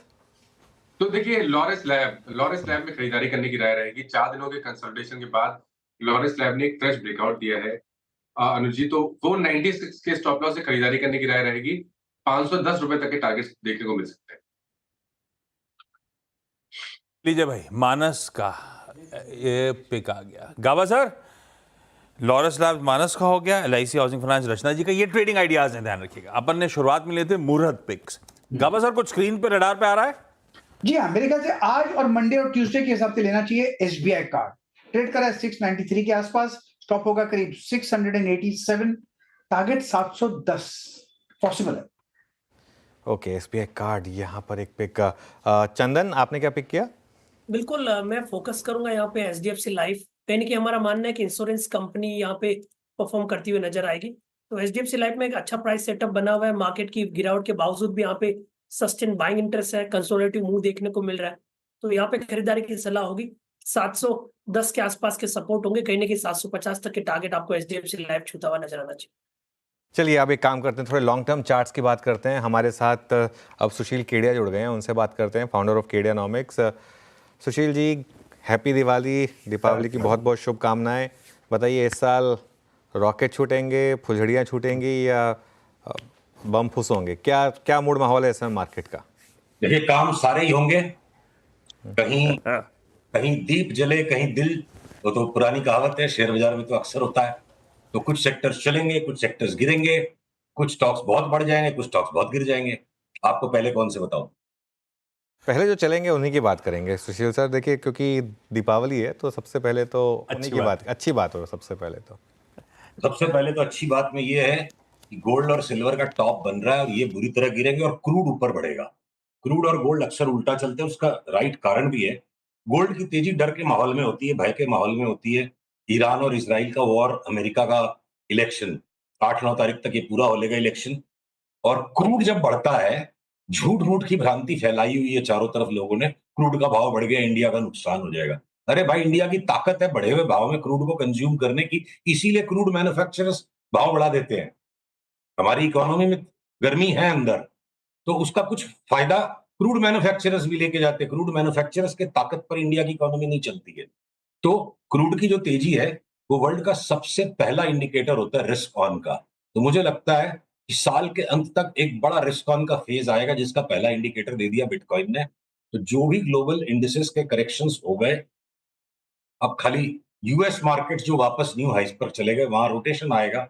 और बाकी वर्ल्ड के अंदर में मुझे लगता है इक्विटी मार्केट्स में कोरिया, इंडिया, इन सब तरफ जोर से रिस्क कैपिटल वापस अंदर आएगी और हमारे मार्केट्स में, इक्विटी मार्केट्स में लेके पैसा ज्यादा बनेगा। शॉर्ट सेल में वो 10-15% की रिटर्न्स मिल सकती है और लेने वाले स्टॉक्स में 2-2, 3-3 महीने में 50-50% भी बढ़ने वाले बहुत सारे स्टॉक। इंटरेस्टिंग। सोना चांदी टॉप बनेगा, कच्चा तेल, और बात सही है। कभी भी आप मैप करिए कच्चे तेल की चाल और ग्लोबली इक्विटी मार्केट्स का रुझान, तो जब कच्चा तेल चलता है तब एक्चुअली रिस्क ऑन और तब एक्चुअली ग्लोबली इक्विटी मार्केट्स बेहतर परफॉर्म करते हैं, इंक्लूडिंग हमारे भारत के बाजार। सुशील सर, ये अच्छी बात है तो फिर बुरी बात क्या है? कच्चा तेल का चलना तो मुझे लग रहा था बुरा होगा, लेकिन आपने जस्टिफाई कर दिया है। एक्चुअली इवेंचुअली अच्छी खबर होती है, ग्लोबली मूड माहौल अच्छा हो रहा है, डिमांड इंप्रूव हो रही है, इसको ऐसे देखना चाहिए। तो बुरी खबर क्या है? पूरी खबर कभी भी नहीं हो सकता। देखिए, कच्चे तेल का भाव जब $0 हुआ था, वो लॉकडाउन में जब सारा संसार बंद हो गया था। अगर कच्चे तेल का भाव 0 हुआ था तो उस टाइम संसार तेजी में नहीं था ना, संसार की बैंड बज गई थी। तो कच्चे तेल की जो तेजी आएगी उसके लिए ओएनजीसी में बड़ी तेजी खेलेंगे। चार्ट तैयार है ओएनजीसी की। एक क्रूड की थीम पर हो गया, रिफाइनरी से हम आउट है। बाकी जितने भी ये आईओसी, आईओएल है, ओएनजीसी के पीछे पीछे ये भी ठीक है। तो ये तो हो गया एकदम बम पटाखा चाल। तो मुझे लगता है कि ओएनजीसी दिसंबर एंड तक, जनवरी तक, मतलब ₹400 का भाव हो जाए तो बड़ी बात नहीं है। तो ये एक आप चॉकलेट बम में गिन लो अनुज। और अगर अब मैं पीएसयू स्टॉक्स को देखता हूँ, तो सारे के सारे मेरे को लगता है रॉकेट हो जाएंगे, चाहे भेल हो, चाहे बीईएल हो, चाहे बीईएमएल हो, चाहे मजगांव डॉक्स हो, कोचिन शिप बिल्डिंग हो, कोचिन शिपयार्ड, ये सब 50-50% भाग जाएंगे तो कोई बड़ी बात नहीं। इनमें खासा करेक्शन हो चुका है और अब अगले रिबाउंड में इंडेक्स भले ही 5-7-8% तक की भी चाल दे पाती है, नहीं दे पाती है, बहुत सारे स्टॉक संदेहास्पद है। पर अगर मैं पूरी ये जो स्प्रेड है ना, सारी आज मिठाइयों का जो स्प्रेड लगा है, तो जो बादाम की बर्फियां, अगर कहीं जो बादाम के पिस्ता का जो आइटम लगता है, तो मुझे लगता है पीएसयूज है, ये सब बादाम की मिठाई है, इनको खाओ। वो चांदी की परत चढ़ी हुई। हाँ, चांदी ये की वर्क है, सोने की वर्क लगी। अभी देखिए वोडाफोन आइडिया, वो मिठाई में क्योंकि चांदी की परत लगती है ना, इसलिए मैं कह रहा था। चांदी की वर्क लगती है। पर मैं एक बार लास्ट ईयर किसी शादी में इंदौर गया था 2 साल हाँ। पहले, वहां कुल्फी में भी उन्होंने सोने की वर्क लगा दी। तो अब क्या कंजम्पशन का मतलब, इंडिया में अब क्या उछाल आते जा रहा है। चांदी की वर्क ट्रेडिशनल है, कुछ लोग सोने की वर्क भी खाते हैं। अच्छा सुशील सर, बहुत लोग ना, ये बीता संवत बैंक्स ने अंडर परफॉर्म करा। अगर कोई संवत टू संवत रिटर्न कैलकुलेट करूं तो शायद निफ्टी 25 होगा, तो बैंक्स 18-19% के आसपास अंडर परफॉर्मेंस रही थी। फंडामेंटली बहुत लोग कह रहे हैं कि शायद बैंक्स कंफर्ट में है, नए संवत के लिए banking financial services as a space attractive लगती है। आपकी लिस्ट में कहीं बैंक्स का जिक्र भी नहीं हुआ है, क्यों? मैं बताता हूं जी, ऐसा है। देखिए, वो जो एक तरफा लिक्विडिटी के दम पे सारा बाजार भाग रहा है या एक सेक्टर के सारे स्टॉक्स भाग रहे हैं, वो फेज गया। अब मेहनत मशक्कत करने वालों को पैसा मिलेगा और इजी मनी खोजने वाला जो माइंडसेट है वो पैसा खोएगा। तो देखिए, फाइनेंशियल सर्विसेज में भी अलग अलग पॉकेट्स हैं। अगर पहले मैं बैंक्स की बात करूं, ये हम चार्ट्स के बेसिस पे कह रहे हैं, पीएसयू बैंक जो है अचानक से सब ये टिकिया बम की तरह अचानक फटाफट लड़ी बम की तरह फट फट फट, जैसे वो 10-12% एक दिन में बैंक बढ़ गया था, कौन सा, ये जल्दी जल्दी सारे जोर से रीबाउंड मार देंगे बड़ा। अरे बड़े वाले जितने भी बैंक्स हैं, इनकी चार्ट्स भीतर से जड़ में बहुत कमजोर है। पिछले साल का जो अंडर परफॉर्मेंस था वो ट्रेलर है, और मेरे को लगता है 2025 में ये लार्ज बैंक्स हॉरर शो बन जाएंगे। तो हमने अपने क्लाइंट्स को सलाह दी है, जो भी कर लो बाजार में बैंक्स में हाथ मत डालो, जी मत जलाना। अगर वो कोई सा कोटक को थोड़ा सा स्क्वीज करके दिखा देंगे, इंडोसिंड को जोर से रिबाउंड करा देंगे, हम इसकी छटपट में फंसेंगे नहीं। साफ सुथरा पैसा नहीं दिखता है बैंक्स में, बड़ा छद्म लगता है। और पिछले 1 साल का अंडर परफॉर्मेंस ट्रेलर है। 2025 में मेरे को लगता है धुलाई हो जाएगी लार्ज बैंक्स। ओके अच्छा सुशील जी, एक बीएससी जैसा स्टॉक बताइए ना कोई, जो आपने 400 में लेके 2000 पे प्रॉफिट बुक कराया था, ऐसा कोई स्टॉक? तो अनुज, 16-17 साल की उम्र में जो मेटाबॉलिज्म रहता है ना, आदमी 8-10 बादाम की बर्फी भी खा लेता है और उसको कुछ नहीं होता है। तो अब मौसम उम्र देख के काम किया जाए। बाजार की जो उम्र है, अब 25-26 हजार की निफ्टी पे आप वो 10 बैगर स्टॉक्स खोजोगे तो उस साइज में हर जगह नहीं मिलेंगे। पर हाँ, जी पावर, देखिए जी पावर जो हमने 10 बैगर का कॉल निकाला था पिछले साल, वो अभी तक 4 बैगर ही हुआ है। और जो जी टीएनडी वो 10 बैगर हो चुका है। तो जी पावर अभी भी मेरे को यहाँ से लगता है 3 गुना हो जाएगा। तो 3 गुना 4 गुना वाले फिर भी स्टॉक मिल जाएगा अनुज। 25,000 की निफ्टी में 10 बैगर की ख्वाहिश रखना मतलब थोड़ा, मतलब बाजार के साथ अत्याचार हो जाएगा ये। मतलब टाइम और मौका देख के करना चाहिए ना। तो 50% 60% मिल जाए 2-3 महीने में, साल भर में 2 गुना 3 गुना भाव हो जाए, तो मोर देन रियलिस्टिक रिटर्न है 25,000 के निफ्टी पे।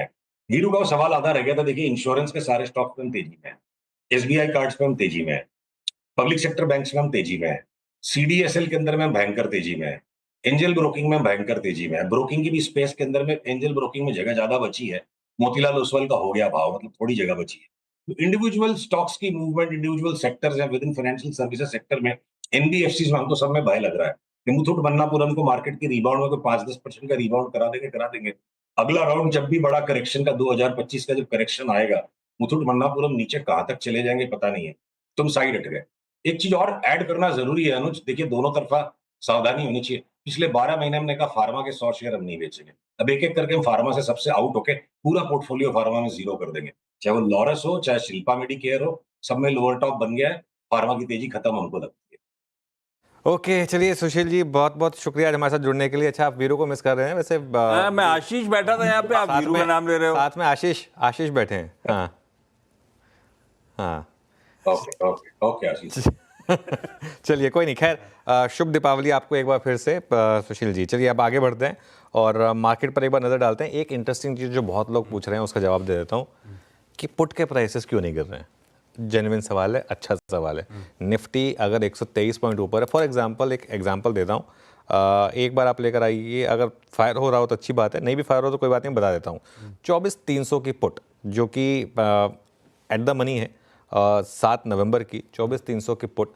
निफ्टी अगर 125 पॉइंट ऊपर है तो आप एक्सपेक्ट करेंगे कि पुट ज़्यादा नहीं तो कम से कम 30-35 रुपये तो गिरे। कुछ भी नहीं गिरा है उसका भाव, सिर्फ 9 रुपये गिरा है। उसके दो कारण हैं।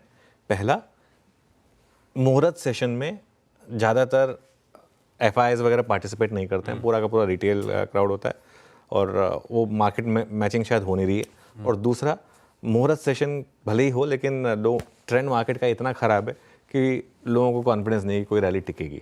तो इसके लिए, और नॉर्मली जैसे मैंने कहा कि एक्सपायरी वाले दिन जब भी मार्केट खुलता है, मुहूर्त वाले दिन जब भी मार्केट खुलता है, नॉर्मली शुरुआत अच्छी होती है, एंड तक थोड़ा फ्लैट हो ही जाता है मार्केट। तो जो भी कारण है, लेकिन एक चीज़ तो क्लियर है कि शायद इस वजह से ये फैक्टर हो सकता है। मयूरेश जुड़े हैं हमारे साथ, उनको जोड़ते हैं। मयूरेश, हैप्पी दिवाली। मयूरेश बताइए, इस दिवाली पर आप कहाँ इन्वेस्ट कर रहे हैं? शुभ दीपावली अनुज जी, शुभ दीपावली आशीष जी, और सारे CNBC आवाज के और सारे गेस्ट को पैनल पे भी। तो मैं लगता है, आई थिंक जो एक मिक्स है अनुज जी अर्निंग्स को लेके, हमारा फोकस ये संपत्त में डोमेस्टिक सिक्लिकल्स के ऊपर है और हमें लगता है एक मिक्स ऑफ डोमेस्टिक सिक्लिकल्स में शायद दाव लगाया जा सकता है। एक हुआ capital good stroke infra space, जहां में लगता है कंपनीज लाइक केईसी इंटरनेशनल या सैल्जर इलेक्ट्रॉनिक्स, जो हमारे दिवाली पिक्स में हमने इंक्लूड किए हैं, अच्छे करने चाहिए। ऑर्डर बुक्स काफी ठीक ठाक है और स्टॉक लाइक केईसी एग्जीक्यूट अच्छी तरह से कर रहे हैं। And in fact they are present in most segments of the Indian economy. TND segment जो एक बहुत बड़ा सेगमेंट है उनके लिए, power sector itself is going to have a huge tailwind अगले कुछ वर्षों के लिए। सिविल वर्क्स में है, मेट्रो के ट्रैक लेइंग में है, डिफेंस में है, वाटर ट्रीटमेंट में है, तो आप जहां कहें एसी का एक प्रेजेंस है और मैनेजमेंट बहुत ऑप्टिमिस्टिक है कि नंबर्स को लेके स्पेसिफिकली टॉप लाइन, एबिटा और बॉटम लाइन ग्रोथ काफी तगड़ी हो सकती है। दूसरा स्पीयर ऑब्वियसली है बैंक्स को लेके। जहां तक बैंक्स का सवाल रहा है, हमें लगता है आई थिंक काफी ठीक ठाक नंबर रहे हैं। If you probably just exclude IndusInd और Kotak to a certain extent, काफी बैंक्स ने ठीक ठाक प्रदर्शन किया है। और Karur Vysya bank within the mid cap private sector bank हमें लगता है ठीक ठाक प्रदर्शन करना चाहिए, क्योंकि नंबर्स काफी तगड़े थे। एक्सपेक्टेशन मैनेजमेंट की काफी पॉजिटिव और ऑप्टिमिस्टिक है आने कई तिमाही में होता है। And last but not the least, I think speciality chemicals से प्रीवी स्पेशलिटी केमिकल्स, ये एक हमारी मिड कैप स्पेशलिटी केमिकल की पिक रहेगी। जो हम फ्रेग्रेंसेस, परफ्यूम्स यूज करते हैं, इसमें जो वैल्यू एडेड प्रोडक्ट्स और इनकी जो इंग्रेडिएंट जाते हैं, इसमें आई थिंक अच्छी खासी ग्रोथ दिख रही है, expanding capacities and very very strong balance sheet is well. तो थोड़ी डिवर्स पिक्स है, बट हमें लगता है domestic place will do well this. चलिए, तो ये इस समय मयूरेश की तरफ से कुछ पिक्स। अब एक काम करते हैं, बीएसई चलते हैं, बॉम्बे स्टॉक एक्सचेंज। कुछ देर पहले हमने रमेश दमानी जी से वहाँ बात की थी, यतिन पहुँच गए हैं वहाँ पर। और देखिए, दिवाली की कल्चर तो बीएसई से ही है, जो मुहूर्त ट्रेड की कल्चर है कितने सालों से चली आ रही है। यतिन, क्या मूड माहौल, कुछ बातचीत हुई किसी से, कोई आपको दिखाई दिया वहाँ पर बड़े फेसेस में दमानी सर के अलावा? अनुज, दिवाली की बहुत बहुत आपको शुभकामनाएं। और अगर हम मार्केट्स की बात करें, बीएसई की बात करें, तो ये वो ट्रेडिंग रिंग है जहां से ऐतिहासिक लक्ष्मी पूजन होता है, मुहूर्त ट्रेडिंग होता है। बहुत सारे ब्रोकर मेंबर्स यहाँ ऑलरेडी मौजूद हैं, केआर चोकसी से लेके बहुत सारे दिग्गज, रमेश दमानी जैसे बहुत बड़े brokers, third generation, fourth generation brokers भी यहाँ उपस्थित हैं।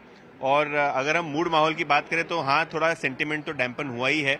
जैसे रमेश दमानी जी कह भी रहे थे कि अर्निंग्स के वजह से थोड़ा बहुत प्रेशर दिखाई दे रहा है शेयर्स पे। लेकिन एक जो मैं बातचीत कर रहा था इतने सारे ब्रोकर मेंबर से, तो एक चीज़ बहुत खुल के उन्होंने बताई है कि जो मिड कैप में आपने इतने सालों से रैली देखी है, पिछले 2-3 साल बहुत बढ़िया रहे मिड कैप के, शायद उस टाइप का आपको मोमेंटम ना मिले मार्केट्स में। और थोड़ा बहुत जो आज मुहूर्त की ट्रेड में ये लोग जो शेयर्स भी खरीद रहे हैं, थोड़े बहुत लार्ज कैप साइड पे ही खरीद रहे हैं, बड़ी कंपनियां खरीद रहे हैं। तो आज जो फ्लेवर है बाजार का, वो थोड़ा लार्ज कैप बड़ी कंपनियों की तरफ आपको झुकता हुआ दिखाई पड़ रहा है। स्मॉलर मिड कैप से थोड़ा परहेज कर रहे हैं लोग। बट हाँ, मूड माहौल ठीक है।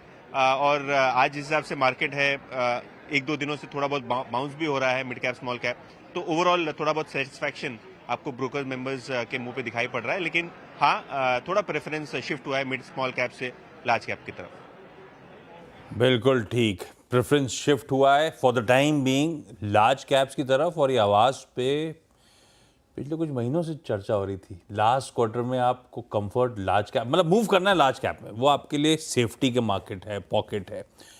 अब तो टाइम हो गया, हम तो कब से इसी बात जो आप ब्रोकर्स कह रहे हैं वो तो अपन चर्चा कर रहे थे। नहीं, बिल्कुल। और मुझे ऐसा लगता है कि मिड कैप में अभी भी थोड़ी सी और करेक्शन ड्यू है आशीष। मुझे लगता है कि मिड कैप और स्मॉल कैप में अभी भी आपको बहुत केयरफुल रहना है। और इंडेक्स लेवल पे भले ही 7-8% गिरो, हम स्टॉक लेवल पे ऐसी धुलाई हुई है कई स्टॉक्स की जो वापस नहीं आएंगे। कई स्टॉक्स तो आधे हो गए हैं, वोडाफोन आइडिया फॉर एग्जांपल, ऐसे कई स्टॉक्स हैं तो जो अपने हाई से आधे हो गए। तो वहाँ वो चले भी इस तरीके से थे ना। अब कोई स्टॉक, अब जैसे 400 का स्टॉक 4000 हो गया, वो 4000 का 2000 पर भी आ गया तो भी 5 बैगर है वो। 50% टॉप से करके अगर आपने टॉप पे लिया तो दिक्कत है आपकी, लेकिन अगर टॉप पे नहीं लिया तो फिर ठीक है। मतलब ये मार्केट में ये सब चीज़ें चलती रहती हैं, कोई दिक्कत वाली बात है नहीं। लेकिन यतिन, शुक्रिया आज हमारे साथ बीएसई से जुड़ने के लिए लाइव, और आपको भी दीपावली की बहुत बहुत शुभकामनाएं एक बार फिर से मार्केट में। लेकिन अभी के लिए तो मूड माहौल अच्छा। डाउ फ्यूचर्स 200 पॉइंट ऊपर है, और जॉब्स डेटा आया जो उस पर पॉजिटिवली रिएक्ट कर रहे हैं। तो ये इस समय मार्केट जॉब्स डेटा आना था सबसे इम्पोर्टेंट, क्योंकि अगले हफ्ते फेड की बैठक होनी है, उससे पहले जॉब्स रिपोर्ट इम्पोर्टेंट थी। खैर, खराब ग्लोबल संकेत तो हमने रिएक्ट नहीं करा, बढ़िया मुहूर्त का सेशन प्ले आउट हुआ, 0.5% मजबूती के साथ अब तक डटे खड़े हुए हैं भारतीय बाजार। मिड कैप्स बढ़िया आउट परफॉर्म कर रहे हैं। गाबा सर, एक स्टॉक महिंद्रा एंड महिंद्रा, जरा चार्ट्स देखो आप, बहुत सॉलिड इसके बिक्री के सेल्स के जो नंबर्स आए। मैं क्विकली रन थ्रू करा देता हूं। Mahindra and Mahindra auto sales साल दर साल 20% अक्टूबर में, और ट्रैक्टर सेल्स 30% बढ़ी। मतलब सबसे गजब का नंबर था ये। कावे सर, चार्ट्स पे कैसा पोजीशन? देखिए, ऐसा है कि महिंद्रा एंड महिंद्रा 2700, ये एक जोन है, यहाँ पर एक ट्रेडिशनल सपोर्ट है, और वहीं से एक सपोर्ट मिला है उसके आसपास। आज ट्रेड कर रहा है 2809 पर, और जैसे गिरावट हुई है 3200 से 2700 यहाँ पर, लगता है यहीं से एक अप मूव मिलना चाहिए। पहला टेक्निकल टारगेट मेरे ख्याल से महिंद्रा एंड महिंद्रा में 3000 का होगा, और एक बार 3000 चला गया तो हम कहते हैं करेक्शन खत्म हुआ, क्योंकि अब वो बेस बना रहेगा। तो मेरे ख्याल से लेने की जगह अच्छी है, महिंद्रा एंड महिंद्रा ले लेना चाहिए, ज्यादा में ज्यादा क्या आप होल्ड करना पड़ेगा, और कुछ नहीं, इनवॉलंटरी इन्वेस्टर बनना पड़ेगा, लेकिन ठीक है महिंद्रा एंड महिंद्रा। ये है महिंद्रा एंड महिंद्रा की कहानी। फार्मास्यूटिकल्स पिछले कुछ दिनों से सरप्राइजिंगली प्रेशर सारे के सारा फार्मा स्टॉक्स पे। चंदन, डॉक्टर रेड्डीज के थ्रू या जनरली फार्मास्यूटिकल्स को लेकर व्यू क्या बन रहा है? कुछ मुनाफा वसूली का अक्रॉस द बोर्ड देखने को मिला है पिछले कुछ ट्रेडिंग सेशंस में। चंदन नहीं है, मानस से जाना जाए। मानस, आपका क्या व्यू बन रहा है? तो देखिए, डॉक्टर रेड्डीज की जहां तक बात है, यहाँ पर आज फिर से देखिए एक गैप अप देखने को मिला। वहां पर स्टॉक सस्टेन नहीं हो पाया, 200 मूविंग एवरेज के नीचे ट्रेड करने लगा है। मेरे ख्याल से कम 10 डे मूविंग एवरेज को ब्रेक करने का इंतजार करना है। तो 1295 के ऊपर ही फ्रेश खरीदारी करनी है, अदरवाइज शायद अगर ये 1255 के नीचे गया तो गिरावट बढ़ेगी, और उस केस में कम से कम 1200 रुपए तक के टारगेट आपको डॉक्टर रेड्डीज दिखा सकते हैं।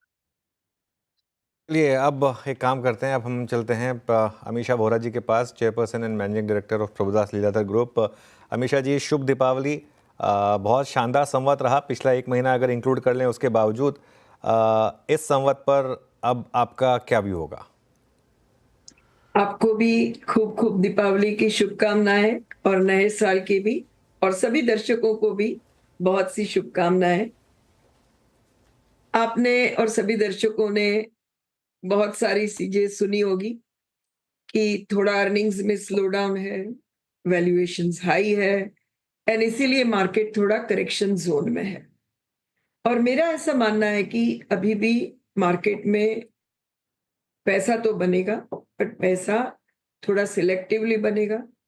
मार्केट की ब्रेथ कम हो जाएगी, और मार्केट में पैसा बनाने के साथ थोड़ा पैसा संभालने के मोड में आना पड़ेगा, एंड इसीलिए फोकस लार्ज कैप, क्वालिटी और लिक्विड स्टॉक्स पे लाना पड़ेगा।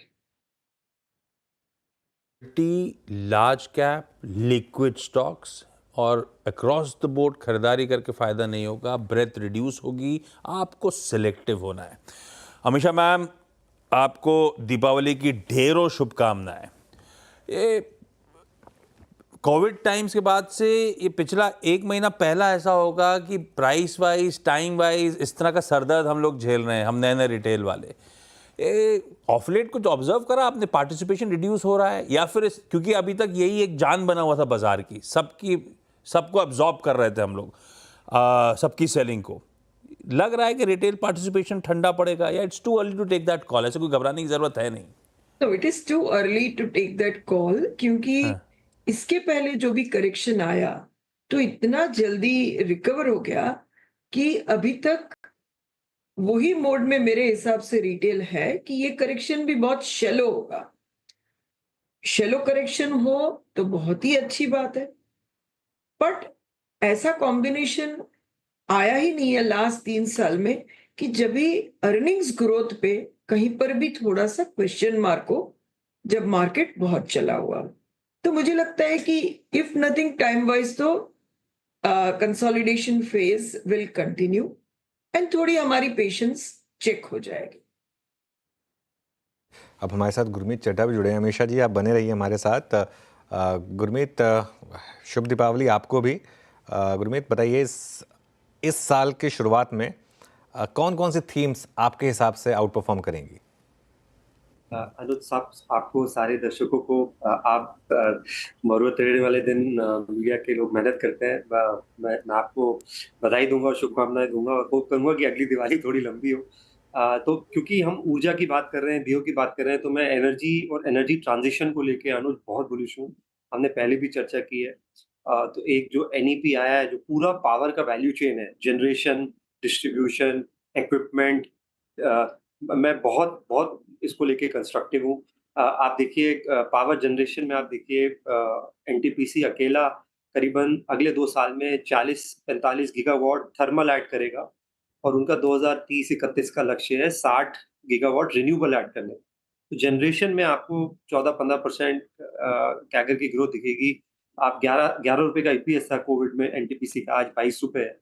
Q1 के जो नतीजे आए उसमें ₹5 प्लस आ गया है, तो लगभग 23-24 EPS इस साल का होगा।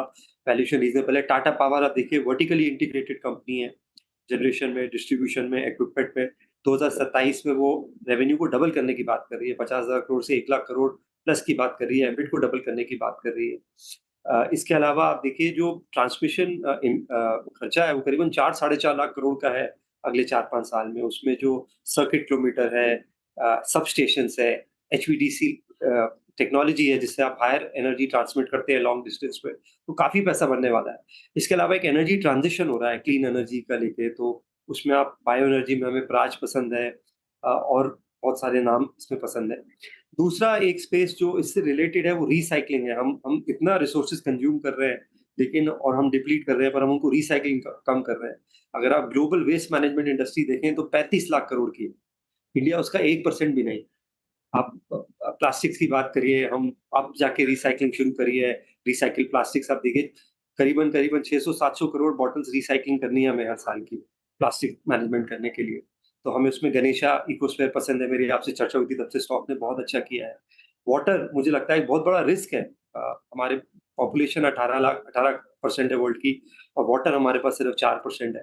तो वाटर का डिसैलिनेशन, वाटर ट्रीटमेंट एक बहुत बड़ी थीम है। हमारा सीवर नेटवर्क मेट्रोज में ही सिर्फ 30%, टियर 2 में तो अभी आया ही नहीं।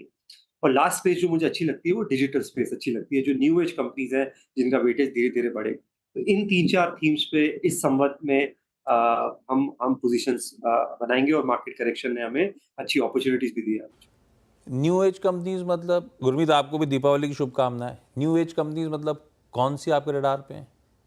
तो हमें ज़ोमैटो अच्छा लगता है। आशीष आप देखिए पिछले क्वार्टर अगर आप देखेंगे फूड डिलीवरी तो 20% बढ़ा ही है उनका जीओवी। ब्लिंकिट बहुत तेजी से ग्रो कर रहा है और अगर आप अभी देखेंगे तो वो 2000 करोड़ के रन रेट पे है महीने के, क्वार्टर का 6000 करोड़ करते हैं और टोटल इंडस्ट्री अभी इंडिया में सिर्फ $13 बिलियन। ये नंबर अकेला एक कंपनी करेगी साल भर के अंदर। पिछले क्वार्टर करीबन 150 स्टोर ऐड किए उन्होंने। अभी आप देखिए ग्रॉस ऑर्डर जो ऑर्डर एवरेज ऑर्डर वैल्यू है वो ₹600 पहुंच गई है। फेस्टिव सीजन में ये और जंप हुआ है। सब कुछ सोल्ड आउट था क्योंकि हाई वैल्यू माइग्रेशन हो रहा है। कंट्रीब्यूशन मार्जिन भी इंप्रूव होगा। फूड डिलीवरी में ऑलरेडी टेक रेट बहुत अच्छा है, 21-22% का है। तो मुझे लगता है एक बार आप जब प्लेटफॉर्म बना देते हैं तो उसके यूज केसेस बढ़ जाते हैं। अभी वो एक डिस्ट्रिक्ट ऐप निकाल रहे हैं जिसमें वो टिकटिंग और डाइनिंग आउट जो आउट ऑफ होम कंजम्पशन है उसको अलग से सेग्रीगेट करने की बात कर रहे हैं ताकि उसमें और फोकस आए। तो ये हमें पसंद है। और पीबी फिनटेक बहुत पसंद है।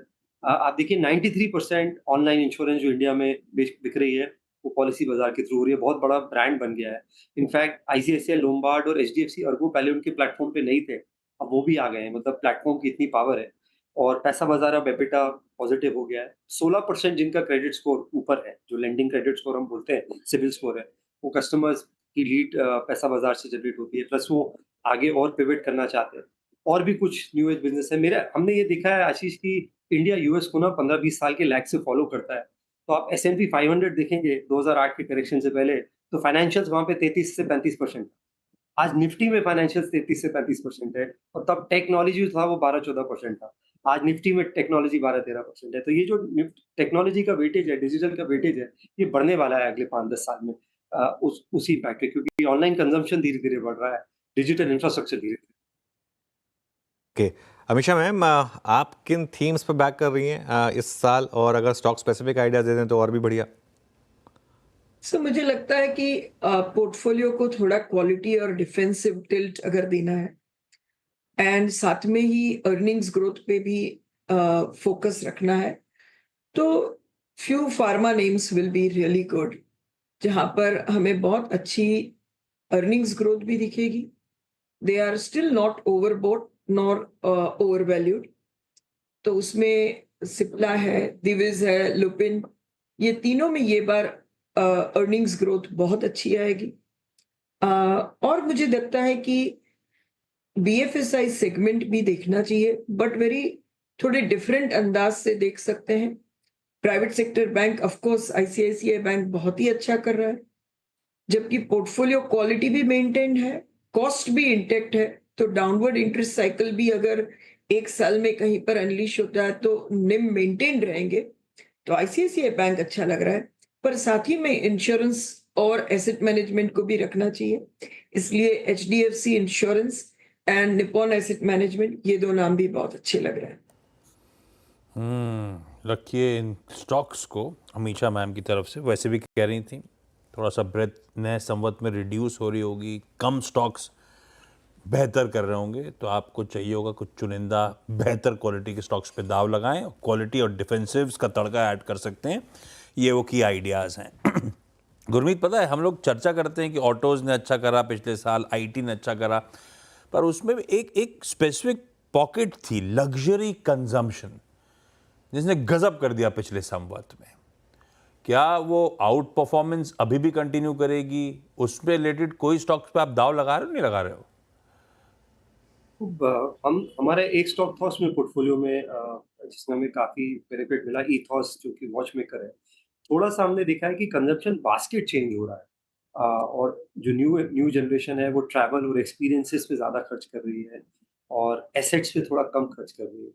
तो उसको एक थोड़ा हमें नज़र में रख के करना पड़ेगा। तो मेरा मेरा ट्रैवल पे व्यू बहुत अच्छा है, तो मुझे होटल स्टॉक्स अच्छे लगते हैं। इंडियन होटल्स मुझे अभी भी अच्छा लगता है। हमारे पास एक अफ्लुएंट मिड सेगमेंट में लेमन ट्री है, पोर्टफोलियो बीच में काफ़ी अच्छा करा था, अभी थोड़ा सा करेक्शन आया है, बट एसेट लाइट मॉडल हो। एयरलाइन में मुझे लगता है कि इंडिगो के नतीजे थोड़े से खराब आए, प्लस एक ओवरहैंग था गंगवाल जी के स्टेक का, वो दूर हुआ है। बिजनेस क्लास लॉन्च कर रहे हैं, नए नए रूट्स लॉन्च कर रहे हैं, पीक, और ये भी फेस्टिव सीजन है, तो ये फ्यूल के प्राइसेस नीचे हैं, तो सारे वेरिएबल्स जो हैं फेवर के हैं। तो मैं ट्रैवल को एक तरीके से, मैं लग्जरी नहीं बोलूँगा, अफ्लुएंट थीम मानता हूँ। और थोड़ा सा मुझे मेरा मेरा जो फोकस है वो रूरल कंजम्पशन की तरफ शिफ्ट हो रहा है। आशीष, आप देखिए, आपने मैरिको की कमेंट्री देखी हो, उन्होंने रूरल अपटेक की बात करी। मारुति के आप नंबर देखिए, रूरल अच्छा किया, अर्बन थोड़ा सा श्रिंक हुआ है। आप अभी जो महिंद्रा के नतीजे आए अक्टूबर के, जो ऑटो अपडेट आया, उसमें आप ट्रैक्टर का नंबर देखिए, क्रॉप बहुत अच्छा रहा है। मैं भी मध्य प्रदेश में हूँ, मेरे होम टाउन में मैं ट्रैवल कर रहा हूँ, बाजारों में रौनक है, थोड़ा सा मार्केट में अपटेक है, अर्ली साइन है, फिंगर्स क्रॉस करूंगा। बट थोड़ा सा मुझे लगता है रूरल रिकवरी शायद ये साल की थीम बड़ी होने वाली है, और स्टेट इलेक्शंस पूरे हो रहे हैं, गवर्नमेंट का स्पेंडिंग भी बढ़ेगा, जो उन्होंने नहीं किया शुरू के 4 महीने। सारे वेरिएबल्स, मानसून हो गया, क्रॉप हो गया, कैश ट्रांसफर स्कीम्स हो गई, डिमांड अपटेक, सब रूरल रिकवरी के फेवर में जा रहा है। ओके। अच्छा गुरमीत, इस अर्निंग सीजन में कुछ एक्सीडेंट्स हुए क्या? आगे भी, और अभी तो 15 दिन बाकी हैं अर्निंग सीजन में, कुछ और एक्सीडेंट्स का रिस्क रहेगा? अनुज, मेरे से सॉरी, मैं मिस कर गया। मैं कह रहा हूँ इस अर्निंग सीजन में 2-3 एक्सीडेंट्स देखे हमने। इंडसइंड बैंक का बड़ा एक्सीडेंट हुआ, बजाज ऑटो बड़ा एक्सीडेंट हुआ, और बड़े बड़े स्टॉक्स थे ये, हेवल्स। क्या आगे भी आपको लग रहा है अगले 15 दिन में और रिस्क हैं इसके? अनुज, हो सकता है, कहना थोड़ा मुश्किल है, बट फाइनेंशियल्स में थोड़ा सा हो सकता है, क्योंकि माइक्रो फाइनेंस में जो स्ट्रेस था वो मुझे लगता नहीं कोई इतना रीड कर पाया, स्पेशली जो short term personal loan portfolio रहा है और माइक्रो फाइनेंस रहा है। देखिए, पूनावाला ने अपफ्रंट की बैड न्यूज, बहुत बड़ा राइट ऑफ लिया अपने नंबर में, स्टॉक क्रैश हुआ था, 250 के लेवल पे आया था। बाद में जब उन्होंने कमेंट्री दी, उसने, क्योंकि नई लीडरशिप टीम है, अरविंद कपिल है, एक्स HDFC हैं, और वो डिजिटल से अब फिजिटल मॉडल जाना चाहते हैं, तो ओपेक्स भी बढ़ रहा है, ब्रांचेस भी खुल रही हैं। मिस्टर बुकाडा थे, उनका पूरा फोकस डिजिटल पे था। तो कुछ एक एक्सीडेंट्स देखने को मिल सकते हैं फाइनेंशियल्स में, ऐसा मेरा मानना है, और कुछ अच्छे नतीजे भी देखने को मिल सकते हैं। आप देखिए, फेडरल बैंक के नतीजे बहुत अच्छे आए इसी स्पेस में, ICICI के नतीजे जो है काफी अच्छे आए इसी स्पेस में, इंडसइंड के नतीजे उतने अच्छे नहीं आए। तो फाइनेंशियल में मुझे लगता है थोड़ा सा, जिनका अनसिक्योर्ड लोन है उस वहां पे थोड़ा सा मुझे लगता है कुछ एक स्ट्रेस शायद रह सकता है, कुछ पॉकेट्स में, कुछ माइक्रो फाइनेंस में, कुछ NBFCs में, और थोड़ा सा जो FMCG कंपनीज है, क्योंकि वैल्यूएशंस इतने रिच हैं कि बाजार कुछ भी डिसअपॉइंटमेंट जो है वो बहुत जल्दी प्राइस इन करेगा, जैसे अच्छी न्यूज भी प्राइस इन कर रहा था, क्योंकि वहां पे ग्रोथ जो है शिफ्ट हो रही है, और मैंने जैसा बोला, कंजम्पशन बास्केट शिफ्ट हो रहा है, तो वहां उस पॉकेट से जो है मैं थोड़ा सा फोकस रहना है, तो मैं स्टेपल से दूर रहूंगा। लेकिन जैसा मैंने बोला, जहाँ पे हमें अपटिक दिख रहा है, वहां पे आपको थोड़ा सा पहले पोजीशन करना पड़ेगा। जैसे ऑटो है, आप महिंद्रा के नंबर्स देखिए, और थार रॉक्स और XUV का जो नया मॉडल था उनका 3XO, उससे उनका रन रेट बढ़ा है, और इंक्रीमेंटल कैपेसिटी बढ़ी है, और यूवी में मार्केट शेयर गेन कर रहे हैं, और स्टॉक में अच्छा खासा करेक्शन आया है। तो थोड़ा सा अगर आप कॉन्ट्रेरियन होंगे इन पॉकेट्स में, तो कुछ अच्छे स्टॉक पिक्स भी मिलेंगे। थोड़ी मशक्कत लगेगी, बट मुझे लगता है अपॉर्चुनिटी भी क्रिएट कर रहा है ये एक्सीडेंट और ये करेक्शन। अमीषा मैम, एक आखिरी सवाल मेरी तरफ से, मैंने अभी थोड़ी देर पहले उठाया भी था वो सवाल, ये FIs के आउटफ्लोज, अब वो ठीक है कि इतना बड़ा पाई है, उसमें से कुछ मुनाफा वसूली कर रहे होंगे, पर उनकी याद आती है हम लोग को, पिछले साल लौट के ही नहीं आए, पूरा साल निकल गया, बिकवाली कंटिन्यूड रही और मुनाफा वसूली हो रही होगी तो कुछ कंसर्न्स होंगे, लग रहा होगा वैल्यूएशन के फ्रंट पे बहुत ऊपर है इसलिए मुनाफा बांध लो, जो भी रीजंस हो। एक तो एफआई के मैसिव आउटफ्लोज के पीछे रीजन क्या, जाते जाते हमने चाइना जोड़ दिया कि हो सकता है यहां से वहां पैसा जा रहा हो, बात अलग, लेकिन वो पूरा बिकवाली कंटिन्यूड रही। इस तरह के आउटफ्लोज क्यों एफआई की तरफ से अमीषा मैम, और आपकी तो बातचीत होती रहती होगी, किस चीज का इंतजार कर रहे हैं, कब लौटेंगे? आई विश मैं भी प्रेडिक्ट कर लूं, पर एक तो है कि एफआई का सेलिंग इज अ रियलिटी। जो हमने ये जो अक्टूबर में देखा और उसकी जो साइज एंड इंटेंसिटी थी, मेरे ख्याल से ऑलमोस्ट बहुत लंबे टाइम के बाद इतना बड़ा फिगर एफआई का नेगेटिव देखा है। अब उसमें बहुत सारी चीज हम जोड़ सकते हैं, हमारा एमएससीआई प्रीमियम, हमारा वैल्यूएशन प्रीमियम, चाइना कंपटीशन, जो भी जोड़ ले, पर एक बात है कि ऑन अ वेरी कंसिस्टेंट बहुत ही जो बड़ा ग्रोथ आ गया इंडिया मार्केट में, और इंडिया मार्केट आज की तारीख में इतनी लिक्विड है कि कोई एग्जिट कर सकता है, तो बहुत ही लंबा बड़ा सेलिंग आया है। बट मेरे ख्याल से वो अभी हमारे बिहाइंड है कि इतना बड़ा 4 महीना तो कोई सेल नहीं कर पाएगा। बट इसके आगे जो कंपटीशन है सेकेंडरी मार्केट, वो प्राइमरी मार्केट से है, क्योंकि उसमें भी बहुत इश्यूज आर लाइंड अप। तो प्राइमरी मार्केट सेकेंडरी मार्केट से बहुत कंपटीशन करेगी और लोगों का पैसा बढ़ता चला जाएगा। वो दोनों चीज साथ में एक्ट करेगी, वो एक दूसरा इंपॉर्टेंट पॉइंट ध्यान में रखने जैसा है। ओके, चलिए इस नोट पर Amisha ma'am, Gurmeet ji, thank you so much आप दोनों का जुड़ने के लिए। आप दोनों को हमारी पूरी टीम की तरफ से एक बार फिर से फेस्टिव ग्रीटिंग्स। कुछ देर पहले अपन लोग बॉम्बे स्टॉक एक्सचेंज गए थे, अब चला जाए नेशनल स्टॉक एक्सचेंज एनएससी, और वहाँ पे हमारी सहयोगी कंचन इस समय एनएससी के एमडी और सीईओ आशीष चौहान साहब के साथ मौजूद। कंचन, ओवर टू यू।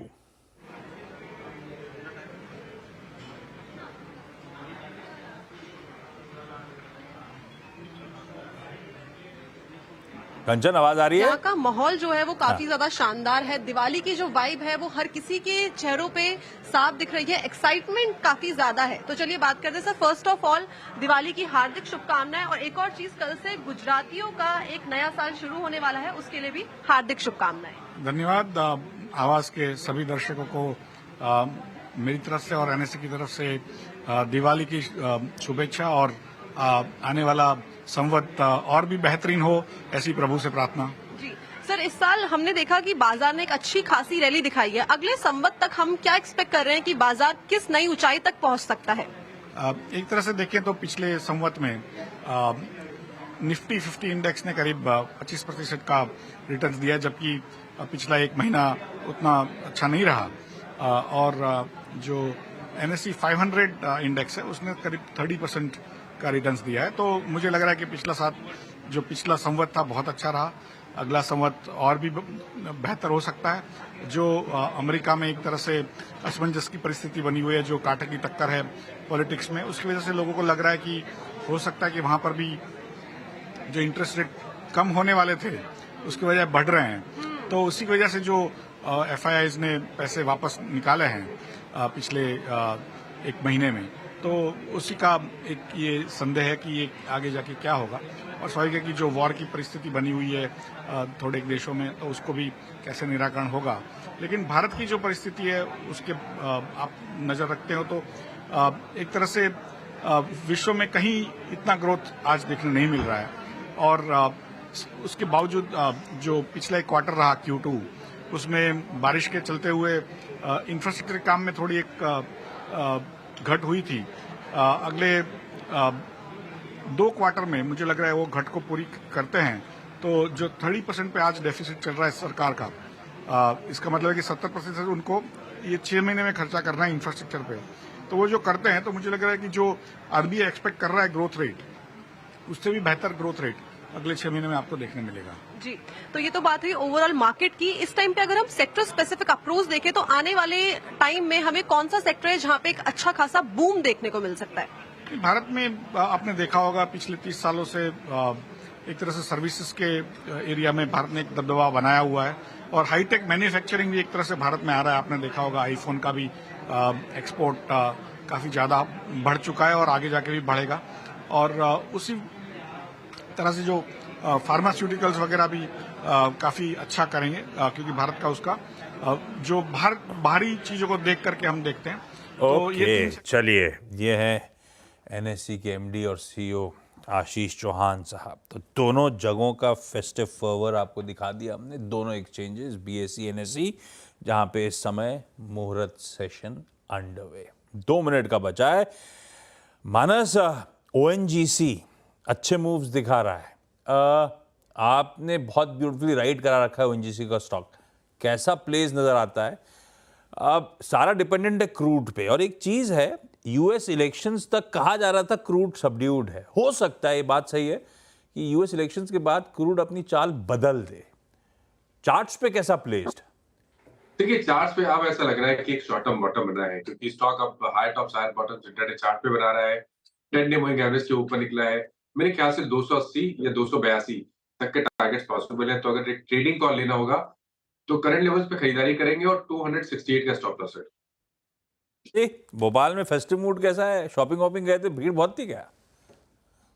जी, भीड़ तो थी, बहुत ही थी, और दिन में निपटा लेना ज्यादा बेटर था। शाम को ना कहीं पार्किंग मिलती थी ना हर जगह, मतलब रश बहुत था। मेरे लिए क्या लिया? वो आपको तब पता चलेगा जब आप आएंगे विजिट पे। आए नहीं ना, चीटिंग करते हैं हर बार। मयूरेश, आज पूजा हुई, कल कर ली? नहीं, अभी करनी है सर, 10 मिनट में। ओह अच्छा, तो आप पहन गए हुए हो क्या? नहीं, मैं इधर ही विले पार्ले में ही हूँ। चलिए भाई, आप तीनों का जुड़ने के लिए, पूरा ये मुहूर्त सेशन हमारे साथ बने रहने के लिए थैंक यू सो मच। आप सबको हैप्पी दीपावली। अब मंडे को होगी आप लोगों से मुलाकात। मार्केट्स ठीक है, ये जनरली ऐसे ही होता है मुहूर्त के सेशन के दिन। बढ़िया तेजी के साथ शुरुआत, थोड़े से इनिशियल गेन्स, फिर हम ठंडा पड़ता है ऊपर से गिव अवे करते हैं। आज एक समय मेरे ख्याल से 165 अंक तक की मजबूती मैंने निफ्टी पे देखी थी। वो 165 अंक वाला करीब 90 पिच बुरा नहीं रहा, क्योंकि आज वैसे आमतौर पे कई बार मुहूर्त सेशन में इन रेड स्लिप हो जाते हैं। आज ग्लोबल मूड माहौल बिगड़ा हुआ था, जो हैंडओवर हमें मिला था उस लिहाज से सेशन बढ़िया रहा। 1/3% से ज्यादा की मजबूती 24,300 पर, प्रोविजनल क्लोज आपकी स्क्रीन पे, और ब्रॉडर मार्केट्स में आउट परफॉर्मेंस। मिड कैप्स 2/3% उछाल। ब्रेड शुरुआती जो थी वैसी रोबस्ट नहीं रही, लेकिन 5:1 का रेशियो, एक गिरने वाले के सामने 5 स्टॉक ऐसे थे जो बढ़त के साथ, मजबूती के साथ कामकाज कर रहे थे। एक्सपर्ट्स, अच्छा सेक्टोरल जो रुझान है वो आपकी स्क्रीन पर आ जाएगा। सिर्फ एक आईटी फ्लैट, बाकी हर सेक्टोरल पॉकेट इन ग्रीन बंद करने होने में कामयाब। और आईटी फ्लैट भी बुरा नहीं है, क्योंकि यूएस में नैस्डैक में अच्छा खासा दबाव था। उनके यहाँ कुछ आईटी कंपनी, टेक्नोलॉजी कंपनीज के नंबर्स गड़बड़ाए थे, तो एक रब ऑफ के तौर पे यहाँ पे देख लीजिए आप, पस्त है। बाकी हर सेक्टोरल पॉकेट मजबूत। और शायद इस मुहूर्त सेशन के दौरान इतने प्रोमिनेंट एक्सपर्ट्स और बहुत ब्यूटीफुली आपको नेविगेट कर दिया है, बता दिया है कैसे नए संवत 2081 की हमें तैयारी करनी है, किस तरह के स्टॉक्स हमें रडार पे रखने हैं। इस नोट पर आज की स्पेशल प्रोग्रामिंग को समेटा जाए। सीएनबीसी आवाज पे न्यूज़ कवरेज शो के बाद भी कंटिन्यू करेगा। आप ग्लूड रहें, और अपनी मुलाकात होगी अब मंडे 6:57 पर सुबह मॉर्निंग कॉल में। नमस्कार और फेस्टिव ग्रीटिंग्स आप सबको।